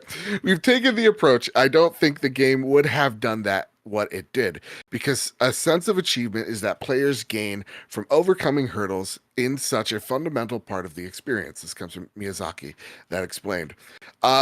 This also, Bandai Namco came out with a suggestion on Twitter. That's a great one. This is a suggestion to level up your Scatter tree. Blessing. First time I said that out loud. Yeah. So, Kyle, let's get right into what you've been playing, because you've been playing Shadow of the Erdtree. I sure have. I've been playing Shadow of the Erdtree. Mm-hmm. Is Elden Ring too hard? So I was actually one of the few people at the beginning. I was like, man, I'm getting my ass kicked, and I have no idea why. Come to find out, I completely, because this one is less handholdy than the base game. Yeah. Like the base game, when you light up a grace, it'll give you direction of where to go. This one does not. I think only maybe one or two have a few arrows do. At point. Yeah. So I ended up in what was technically probably the second boss you were supposed to do, and I did her first. Ranella. Yeah, Rolana. Sorry. I'll get into the names in a second. So that was why it was so hard for me, because I was doing things out of order. But they literally tell you, hey, in the Shadow of the Erdtree region, you need to get your blessings up. Yeah. Because at this point in the game, most people are so high level that runes are not going to do anything for you. Nope. So this is a fun way, even though I don't know how I feel about it yet. I possibly would have liked an increase to the rune leveling, like an actual boost to what we're leveling there, just because it's tried and true. Sure. But getting these fragments both for your personal character and your spirit ashes are so important. Yeah. You need to do it. No matter if you're on New Game Plus or not, you need to. So, okay. Here's the mistake that Miyazaki has shown, that even people that are perfect, like Miyazaki-san, make mistakes. I think so. They tell you off the gate, hey, there are two things that are gonna boost your damage negation and your damage done, right? And it's these scatter tree blessings, fragments, and these ash blessings.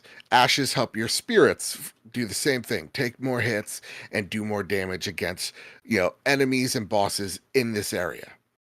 What I think they messed up on was, I truly believe the first scatter tree fragment that you get should be near in front of you. So they do something in the base game. They're like, here's this guy on a horse. When you first get out of the cave, he kicks your ass. He is supposed to explain to you, hey, I'm going to run away from him and I'm going to come back when I'm higher leveled. They do something similar where there's a cave right next to you, and this motherfucker, he will. Are we talking about the Black Jail Knight? Yep, he will beat your butt. Oh yeah. Okay? Oh yeah.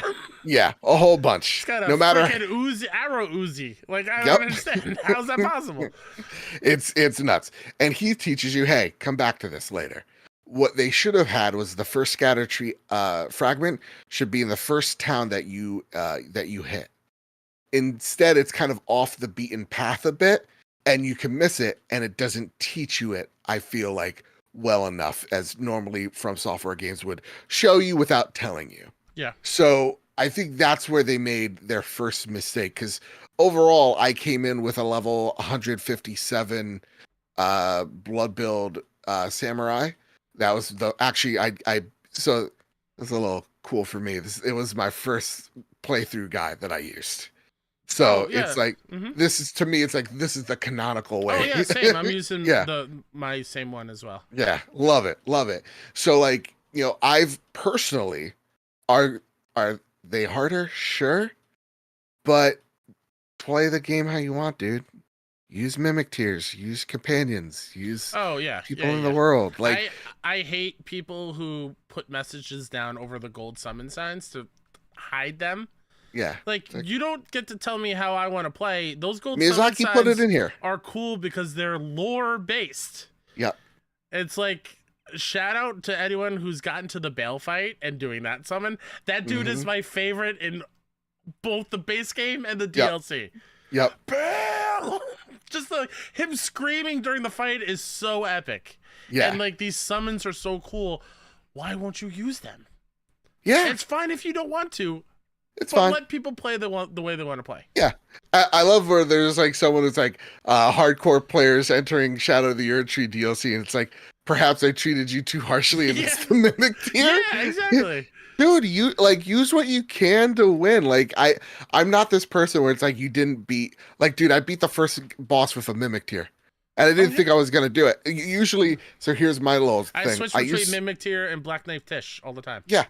I usually use the mimic tier for my first go around, so I lasted a little bit longer so that I could see each individual phase more. But I ended up, I walked in with the mimic tier and the AI, and we just straight up clapped the dude first try. And even then, I was like, there was a part of the fight where I'm like, I'm hanging back and being really reserved. I'm like, oh, I think I can end this guy. And I did. I was like, okay, by my hands of it, I beat him. I don't give a shit. Like, if you don't think that's beating the boss, that Miyazaki put things in the game to make it easier, whatever have you, they're in the game. I can use them. So I beat the first boss. Yeah. The Ranella fight, God bless anybody doing that without a companion. Ooh. That is like, essentially, and I haven't gotten to like the final bosses, whatever. That's as close to Millennia as possible. with some It of her truly is. movesets, and I was like, oh no, not again. And it took Yeah. me like 8 hours to get through to her again because I went to her first. But like, it was Sure. a great fight. I love Yeah. her swords are awesome. Like I have So nothing I was to complain about when it comes to, except for one boss, Commander Gaius. He can go kick rocks. I hated that fight. I Yeah. got through him, but like, Yeah. oh boy. But most of the bosses are just so cool. Yeah. Minus the hippo. Hippo's kind of boring. Hippo's kind of boring, and holy shit, we talk about a boss that clapped my cheeks. Let me tell you something. The first time I entered that boss fight, because it's a really small arena. The hippo? Yeah, and I do what I normally do. The mimic I didn't even get. I rang the bell, and the hippo's like, "No, motherfucker, I'm on to you." That was me with Commander Gaius. I was ringing the bell, and he just gored me and just kept going into me and killing me instantly. Like, what am I supposed to do? He's too fast. Give me some room to summon my friend. Yeah. Like, what are we doing? But like I was having problems with the Mesmer fight, which is so fun. I haven't been there yet. Oh my god! I have just the crates outside the door, but I'm exploring everywhere else. Dude, it's so good. And I was like, okay, I'm having some problems. I'm gonna go find more scatter tree fragments. And so I just started exploring. And you know what? Go use a guide. Because I was like, I want to get to the lower ends of this map. I don't know how, and I literally spent 2 hours trying to find it. I was like, let me find a guide. I don't care. Here is my biggest gripe with the DLC. Tell me. This map is not great. I think I love the verticality of it. I love the way different things work or look. Finding a way to get to different places is way too obtuse in this one. Yeah. The amount of areas that are blocked by hidden walls or needing to go get a gesture to unlock a door to get to these other places, and there's not enough visually like easy to see ways to get there. Like, I wish there were more tombstone steps, like down, like just easier ways than me to go on the other side of the map and then go underneath and not know where I am because there's no like see the sub level of the map. Like it's similar to the base game when you like go underground and you see the underground maps. That doesn't happen. You still see the overview of the whole world. Like, that's true. I do get a little lost and it's a little confusing. But that's like my main gripe. It's still Elden Ring. It's still great. Without the get the blessings and you'll have a better time. Some of the new weapons are super cool. At first I was like, I'm not going to use any of them. But then I found a couple katanas. I'm like, hell yeah, I'm going to use these and upgrade them fully. I'm also a little bit bummed that I find these catacombs or these caves, and then at the end of it, it's just like a big smithing stone.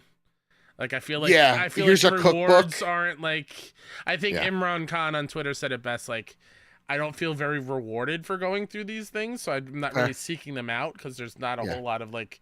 I've never cooked the stew in Elden Ring. Yeah, it'd be different if they were, tree fragments or spirit ash upgrade things, but they're not. They're just like smithing stones and whatnot, which is cool, but it's not.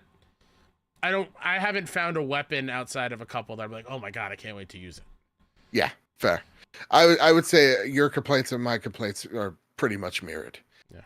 And they freaking put an Orphan of Kos boss in this game. I'm like, what are you doing? Have you fought that boss yet?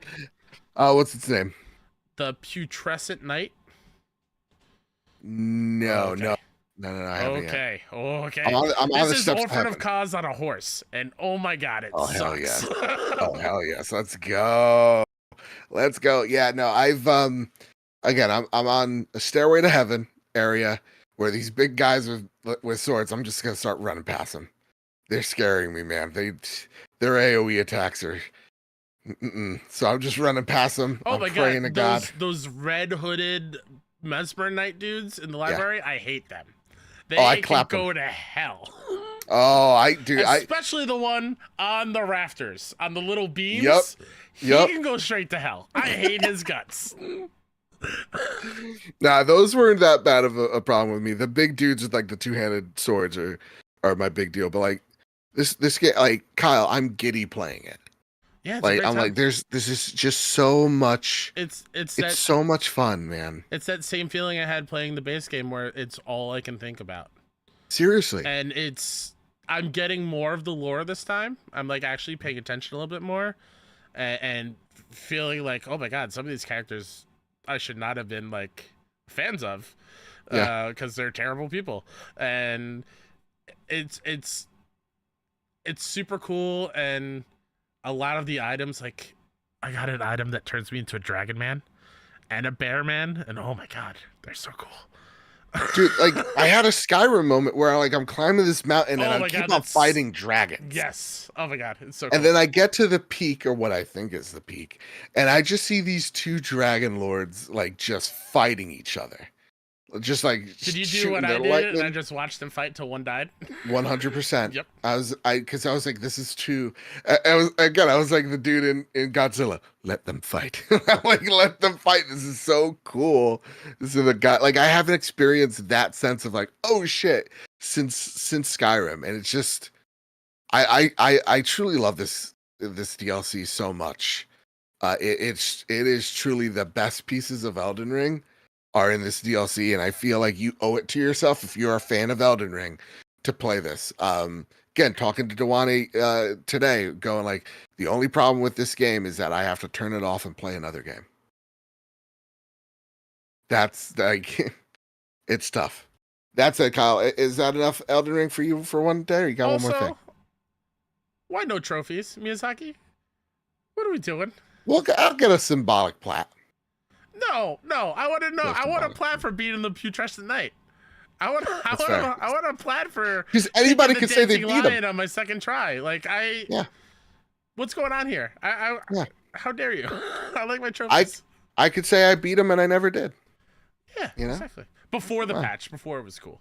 Exactly, before the patch. Yeah, and any of the lame losers trying to gatekeep happiness from you, it's Go in away. every game, every medium. Go away, please. And for the people that say I want an easy mode, you do. It's called using the goddamn Get the blessings. mimic tier. Yeah. All right. Yeah, I am with Miyazaki. It would totally break the design if they had easy, medium, hard modes. That said, the day that they decide, hey, we have a game that has easy, medium, hard in it, good on them. That's awesome. Yeah. But I'm totally up for the artist using their art whichever way they want. So Sure. There you go. Kyle, I've also been playing a game right behind me, dude. Mm-hmm. I've been switching from this. Every time I die, I get a little frustrated in Elden Ring. I get over to Balatro, which is essentially the dude in National Lampoon's Family Vacation, Huh? where it's like, listen here, dude. How about we go outside? I take 5 minutes, we go outside, I kick you in the nuts, we call it a day. Balatro is a roguelike game surrounding poker. Kyle has explained it previously here on the show. Y'all know I don't know poker at all. Well, god damn it, I learned. I've It poured does a over good job 20. of teaching you, right? Really good job. Yeah. Poured 20 hours into Balatro over the span of this week. It's all I've been doing. Yep. Elden Ring Balatro. It truly is incredible. I've got the physical edition pre-ordered. It comes with 10 Joker cards. I was gonna say, is there a deck, or is It comes just... with 10 actual Joker cards, like physical cards. Send me the link because I'm legitimately gonna buy it. We need to support games like this. Yeah. $15. And essentially it's like, okay, here's the essentials of poker, and you can always hit the screen to see what is the best, like, hands to use. But it's essentially of building the best hand to meet said score under the score's conditions. And you're trying to hit the high score, and you're trying to find the best strategy to use to reach that high score. And so you could turn your cards all into, One suit. face cards. Yep. Face cards. And you could score a ton of points that way, but there might be a rule in one of these blinds that's like, hey, all face cards are disabled. Mm-hmm. And you know how you could get around that? Sometimes you can't, and it's game You're over screwed, for you. yeah. You could find a voucher every time you win around. There's like a store, and you could win vouchers that help make the game a little bit easier or help you in some sort of way. There are planet cards that help you gain bigger combos off the cards that you're placing Yep. down. And then there are Joker cards that are multipliers, essentially. Which are the keys to this. If you want to win at Balatro, You need to get the right combo of Jokers. Yep. And the only way to keep getting new Jokers is doing new runs and buying them in the store and testing them all out. So until you find one, not that you can go in picking which Jokers are going to be available, but just knowing what Joker fits, like you said, your play style, your strategy going in. Like for me personally, I love getting the Jokers that have a straight or a flush could be 4 cards instead of 5, and then add that with every other number will count as a straight or a flush, and I feel unstoppable. Or go super effing hard and get my high card bonus through the roof, so I can just throw out a 2 and get like 100,000 points. It's like, stupid. It's so stupid the amount of different permutations and the different ways you can get a high score in this one. It's so well thought out, and I'm shocked at how good this game is. I am too, and as I'm explaining, I'm like, I'm not doing it justice. Go out, watch this game, then go buy it. It's literally only $15. It's also coming to mobile soon, so everyone. And I'm gonna buy it on iOS. Yeah, I am. It's so good, guys. Go out there, play this game, and yeah, I'm gonna go buy the physical edition now too, because I want those cards. I'm all about Balatro, baby. It deserves all the praise. Literally all of it. It's one of the best roguelikes. I think the only thing that beats it is Hades. Truthfully. Sure. I'm gonna fight hard for that to be Game of the Year consideration, by the way. You don't even have to fight hard. It's it. All right, Kyle, it's time. Are you holding on to something? Anything of import? My old relic of an iPhone. I'm holding my iPhone with Millennia right here. Look at you. I still got wallpaper. The Last of Us on there. I got all different types of wallpapers. Most of them are from software. You got the fancy one. Ooh. Mine doesn't have a button. Here's a little Abby when she was a little baby. Here's Ahsoka. This is a really good Ahsoka one. A Venom. Oh, that's Ahsoka. Look at Venom. I got Starfield guy. So every time there's a new game I'm into, that's what I kind of put in here. So there you go. All right. Anyway, prepare the drop. Here are the latest deals and deals coming into the PlayStation storefront. Bum Simulator, June 24th. Listen, it's a real buyout. It's a buyout about my life. You know, Kazarian, Ship Hunting, June 24th. Beyond Good and Evil, 20th Anniversary Edition, June 25th. I am playing it right now. Ooh, cool. Provided by Ubisoft. Oh, nice. Thank you, Ubisoft. See, that's what happens. They tell you have to say that. Four-Gun Encore. Frogun. Sorry, Encore. Graven, June 25th. Until then. June 25th. These two go hand in hand to me. Until then, go jump. Go jump. June 26th. XO1. Oh shit! I didn't know XO1 was going to PlayStation. 7th. Yes. What is this? That's that just frisbee game, where you're flying through an alien planet. It's kind of relaxing. Let me see this. Oh, that's neat. Yeah. Okay. Fortress Challenge. The Fort Boyard. Okay. June 27th. All right. Frogu. June 27th. It's Rogue K1. June 27th. Neo Sprint. June 27th. Party Poppers. That's me dancing. June 27th. Now you could say, well, Party Poppers, that could be dangerous. Oh well. A Burger in Space. June 28th. Bloodhound. June 28th. There's your Bloodborne remake right there. Don't stop. Gigantosaurus Dino Sports, June 28th. How to Sing Open to Your Heart, remastered on June 28th. Your little highlight there really screwed me up. I'm so sorry. Last Night of Winter on June 28th. Local News with Cliff Rockslide on June 28th. Spy X Anna, Operation Memories on June 28th. I want to know what's going on with Cliff Rockside. Hold on. Right? Is this a midlife crisis? What kind of game is this? He gets ousted because he reads anything off the prompter? Point and shoot adventure funny game. So it's like a visual novel. Go yourself, San Diego. All right, Kyle, it's time for the last segment of the show, but our favorite segment. And it is time for the Sony Pony Express. Yeah.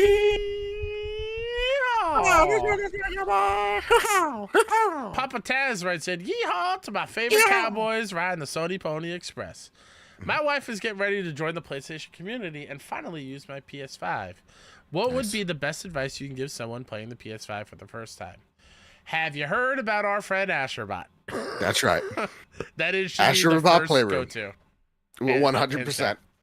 100%. After that, I don't know. What games is she into? Exactly. RPGs? First-person Yeah. shooters? Astro's Playroom does such a great job with like getting you to understand how great DualSense is. Yeah. And just like the types of experiences you're gonna have. So that definitely should be the first one. Yeah. Astrobot. Thank you, Papa Taz. Dewani Raksha, Joe, you were excellent on the Pure Dead podcast this week. Thank you. And part of that show was a great conversation about the time it takes to make a AAA game and the number of first-party studios. And ultimately, that with 7 big-hitter teams and a 5-year dev cycle, there simply can't be 2 huge games a year. My question is, how do you get that message across better than PlayStation does it now? That's a great question. I think so. Part of that conversation I think we left out was that like a lot of these teams do have second like B teams. So like Insomniac, God knows how many teams they got. Who knows? We know in Naughty Dog's working on 2 games. You know, Santa Monica's working on multiple games. Gorilla's working on a bunch of games. Bend right now, just one, right? Mm-hmm. But like they're all working on multiple stuff. So it's not like there's only going to be one big game, but the realization that has to hit folks is that for a very long time now, it's been PlayStation puts out 2 really great games a year that they have first party make, and then they go out and make deals with second and third party publishers to supplement holes or the weight to a Spider-Man 2, right? A weight to a Ghost of Tsushima, or better yet, a Last of Us, right? Remember, Last of Us was supposed to be in February of 2020. 2020. And it got pushed back all the way to June, right? Final Fantasy VII, not second party game, fills that gap. It's in late March, early April of that year. So it's just things basically that weekend the world shut down is when that game came pretty out. much. And so like, we have to put those things into context. So like how you fill out a year while we wait for Astro, or that it's smaller, is that you see PlayStation go out and make deals with, the Stellar Blade devs, right? Pacific Drive, Final Fantasy VII Rebirth, Rise of Ronin. It's those types of games that help fill the gaps while we wait for the big first party thing. It's always been that way. And that's how both companies react. So it goes back to like the previous statement where we were yelling at the ceiling, is like both companies do their best of filling in those gaps by signing second party and third party deals to make sure that you're playing on that service. Xbox does it all the time. They get games that are, Game Pass exclusive, or they're on Game Pass for a certain amount of time first. So that when there's a gap while we're waiting for the next big Xbox game like Indie, you're playing Dave the Diver. Simple as that. How does PlayStation communicate that? I don't know. Do they need to? Because I think they do it. They do it without telling you. And yeah. I mean, it seems like it's working for them. Seems like. Excalibur writes in, even though I'm getting a bit tired of shared universe crossovers, let's create a PlayStation first-party weapon wheel for a potential. Please, dear Lord, don't let Insomniac abandon them.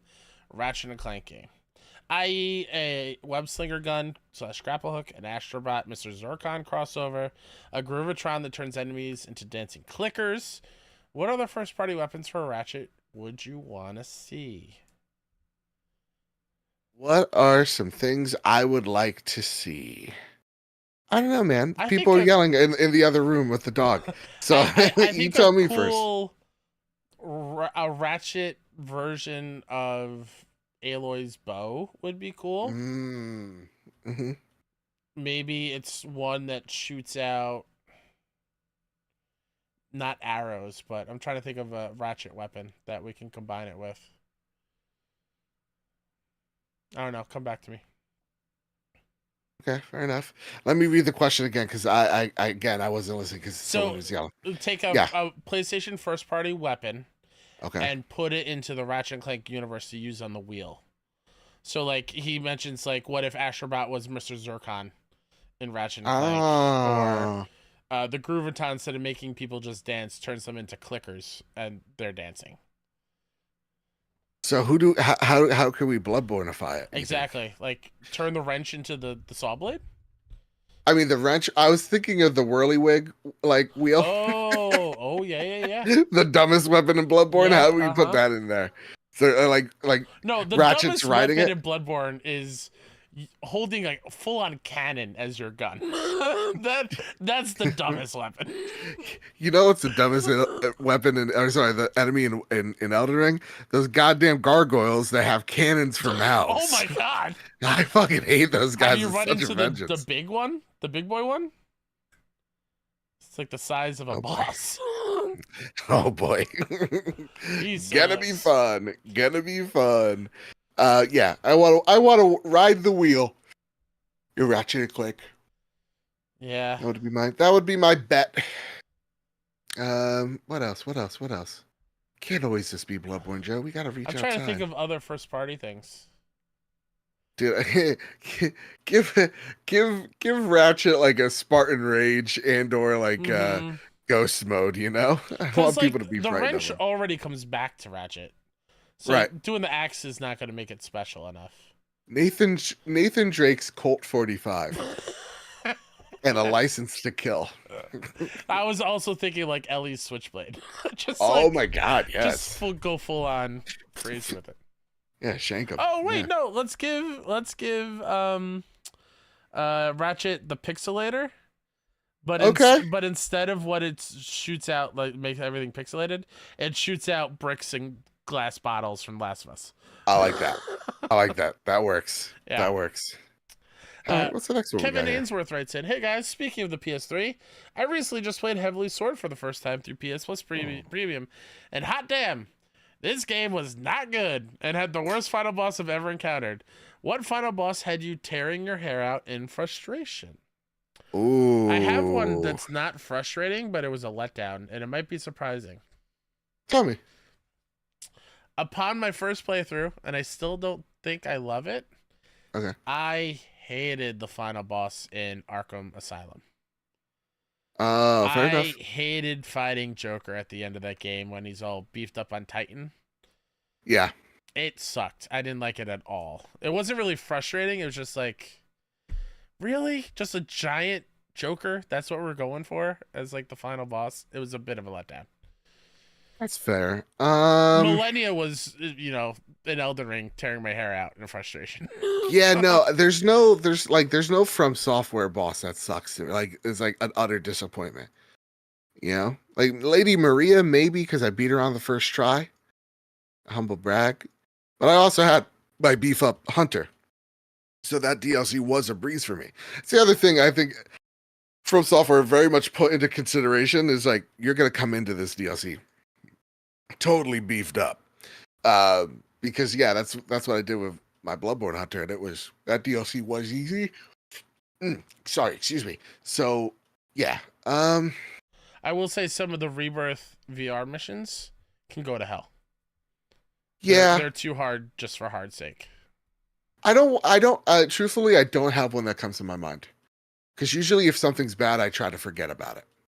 So like it's a forgettable moment for me. That's fair. But like I try to find something for Spider-Man, I couldn't do that. Yeah. No. Yeah. All right. And the final bit of Sony Pony Express, yeehaw, comes from Delicious Morsels. And Delicious writes in, "Hey guys, apologies in advance. This might be quite the chonker for the Sony Pony Express. Yeah.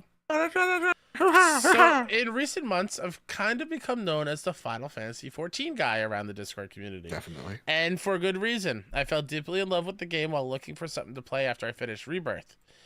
And with a new expansion on the horizon, I wanted to challenge myself to see if I could get fully caught up on the story before it arrives.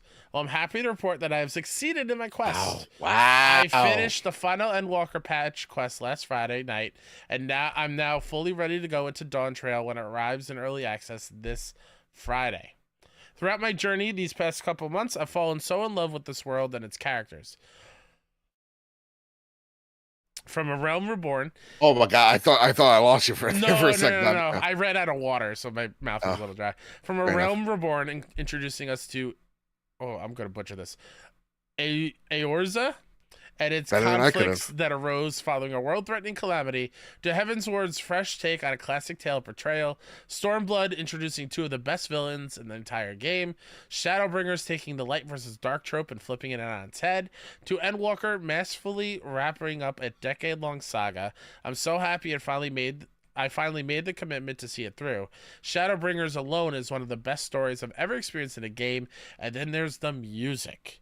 On Tuesday this week, in celebration of the upcoming expansion, YouTube musician Husky by the Geek dropped a massive medley comprised of songs from throughout the Endwalker expansion featuring 300 musicians from the Final Fantasy XIV community. And I was somehow lucky enough to be counted among them. That's awesome! Seeing it all come Jeez. together has been so cathartic after all the time I spent in the game, and words can't express how grateful I am to even be given that opportunity. But it is not my intention to plug my own wares here. Don't worry, we'll do it for you. But rather to send Husky some much-deserved love for being such a beacon to the 14 community. The Oh video is yes. called Final Fantasy XIV Endwalker Medley with 300 musicians. If anyone is in the mood for some amazing music performed by some immensely talented individuals, I also posted a link in the community content here in the Oh Discord. please. Anyway, I'm going to wrap all this up with an actual question now. Has Okay. there ever been a game that you guys were unsure about playing, be it an issue of time, difficulty, or any other reason, but finally you decided to sit down and play the game only just to discover the experience of a lifetime? Listen, I'll allow it just because last week we had a really, really long question. I was like, listen, guys, we gotta we gotta get it tighter here. But I'll allow it just because that's a pretty awesome thing It's to be really a part awesome. of. Yeah, Yeah, I will definitely watch / listen to it's it allowed. tomorrow at work. It's allowed. You're in. I've opened the door. I'm the bouncer. You're in. Okay. But listen, don't be testing me with essays going, is the payoff good enough? All right. I made the rule last week. I'm breaking it this week. Gee, it's not a good precedent I'm setting. I've got one that is a boring answer. Go for it. After years of doing this podcast with you, Joe, Yeah. and talking so much shit on Bloodborne, Put some respect on it. me finally sitting down and platinuming it behind your back made me love and appreciate a full-on genre, and now I'm hooked. Yeah. So that is the easiest answer because I thought those games were too hard for me. Yeah. And that I didn't have the patience to do it. And here I am going through Erdtree, and I platinumed Elden Ring and beaten Lies of P and platinum Bloodborne, and Yeah. I'm all in now, baby. I like what Dano says about our rule now. As long as it's not, hey, M, it's Stan. Yeah, I mean, my similar thing would be also like Bloodborne just opened the doors for me to accept other genres that I didn't think I'd be into. Because of that game, I love so many other games. You know, because of that game, I got to try Balatro, which is another one. It would be easy for me to throw in going, Balatro. Like, is it a game I would not be into in the slightest? Poker, I have no idea how to play, and it is literally in the contender of Game of the Year, right alongside of Helldivers 2. Mhm. Another game that I didn't think would be for me because it's a co-op based PvE thing, right? So like, Yeah. there's tons of games. I could even probably look behind myself right here, going like, really, I would Inscription's be another one into for me. Like, I'm not a right. card game person, and Inscription took over my life. Yeah, I mean, again, Life is Strange right behind me. Yeah. I'm gonna get those two games platted again.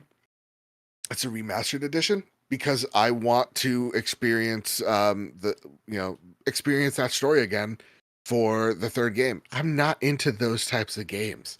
It was Life is Strange that opened the door for me. So there's just so many. Yeah. All right, Kyle. That's it. That's all we got this week on the trophy room. Dare I say, excellent show. I Excellent. had a lot of fun. We got You to know, let I out should some frustrations. loosen the tie, yell at the sun. We got to yell at some pretty terrible human beings. God, it felt good. It felt good. It did feel good to get that off our chest. Yeah. That was great. Yeah. Though I wouldn't want anybody to see my DMs because it's full of just Luke Lore admitting things that he did on January 6th. Oh boy. But yeah, that's for him to do again. I thought we made it the whole episode. I thought we made it the whole way through. Nah, man, nah, he wasn't just a tourist. So Kyle, is there anything you'd like to spotlight before we get on out of here? Many people haven't seen him and the Shaman Man in the same place at the same time. It's crazy. Exactly. You can follow me on Mr. K-Step pretty much everywhere. Go follow the indie game coverage that I do over at 6-1 Indie. We took a little break because I was sick, and then we were back from SGF, but we're back to every week again with podcasts. Gearing up for the showcase, which is on September 19th. We're already at, like, where were we today? Over 800 submissions. Nice. A lot of really cool games to go through, so hopefully we have a good show for you guys in September. Yeah, video games. Guess what? Who would have thought? They're not stopping. There's still so many really good games coming out. You sure about that? I'm pretty sure. Yeah, I'm pretty sure. So Matt Piscatella says otherwise. We'll of course let you know when and where you can watch it. And yeah, just be kind to each other. Send each other love. Go tell a dev how much you love and appreciate them. Sure. That's about it. And you know what? I joke, Matt Piscatella. I know you're just doing your job. Those graphs you made out of the kindness of your heart. I like Matt Piscatella quite a bit. You can find me over at Mr. Badbit on rapper formerly known as Twitter at Mr. Badbit. You can follow the Trophy Room there as well. You can follow the video version of this show over at PS Trophy Room. YouTube.com/PS Trophy Room. You can find the Trophy Room, a PlayStation podcast, wherever you find your podcast of choice. Please rate us 5 stars over on Apple Podcasts and Spotify. It greatly helps us out and it helps new people find the show. And if you really, really like this show, please head over to patreon.com/PS Trophy Room. And again, for just a coffee a month, you help support the show. It's the reason why we look so great, we sound so great. It's because of your generosity over at patreon.com/PS Trophy Room. And then you get bonus shows on top of that as well, like our By the Player show, like our after show, like our top tier list. Like when I remind Kyle week in, week out of how bad he's losing in Fantasy Critic League. Oh, I've got thoughts. All that stuff and more. Also, really quickly, with the new people, shout out to some of the new names in chat, like Solar Flare and Kush Completionist. Welcome. Come on, join us over on YouTube every single Wednesday night. Please.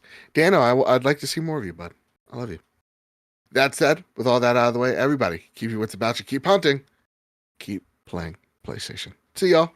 Bye, I love you. Oh, I haven't said it yet. It's a banger. Bye. Slanger.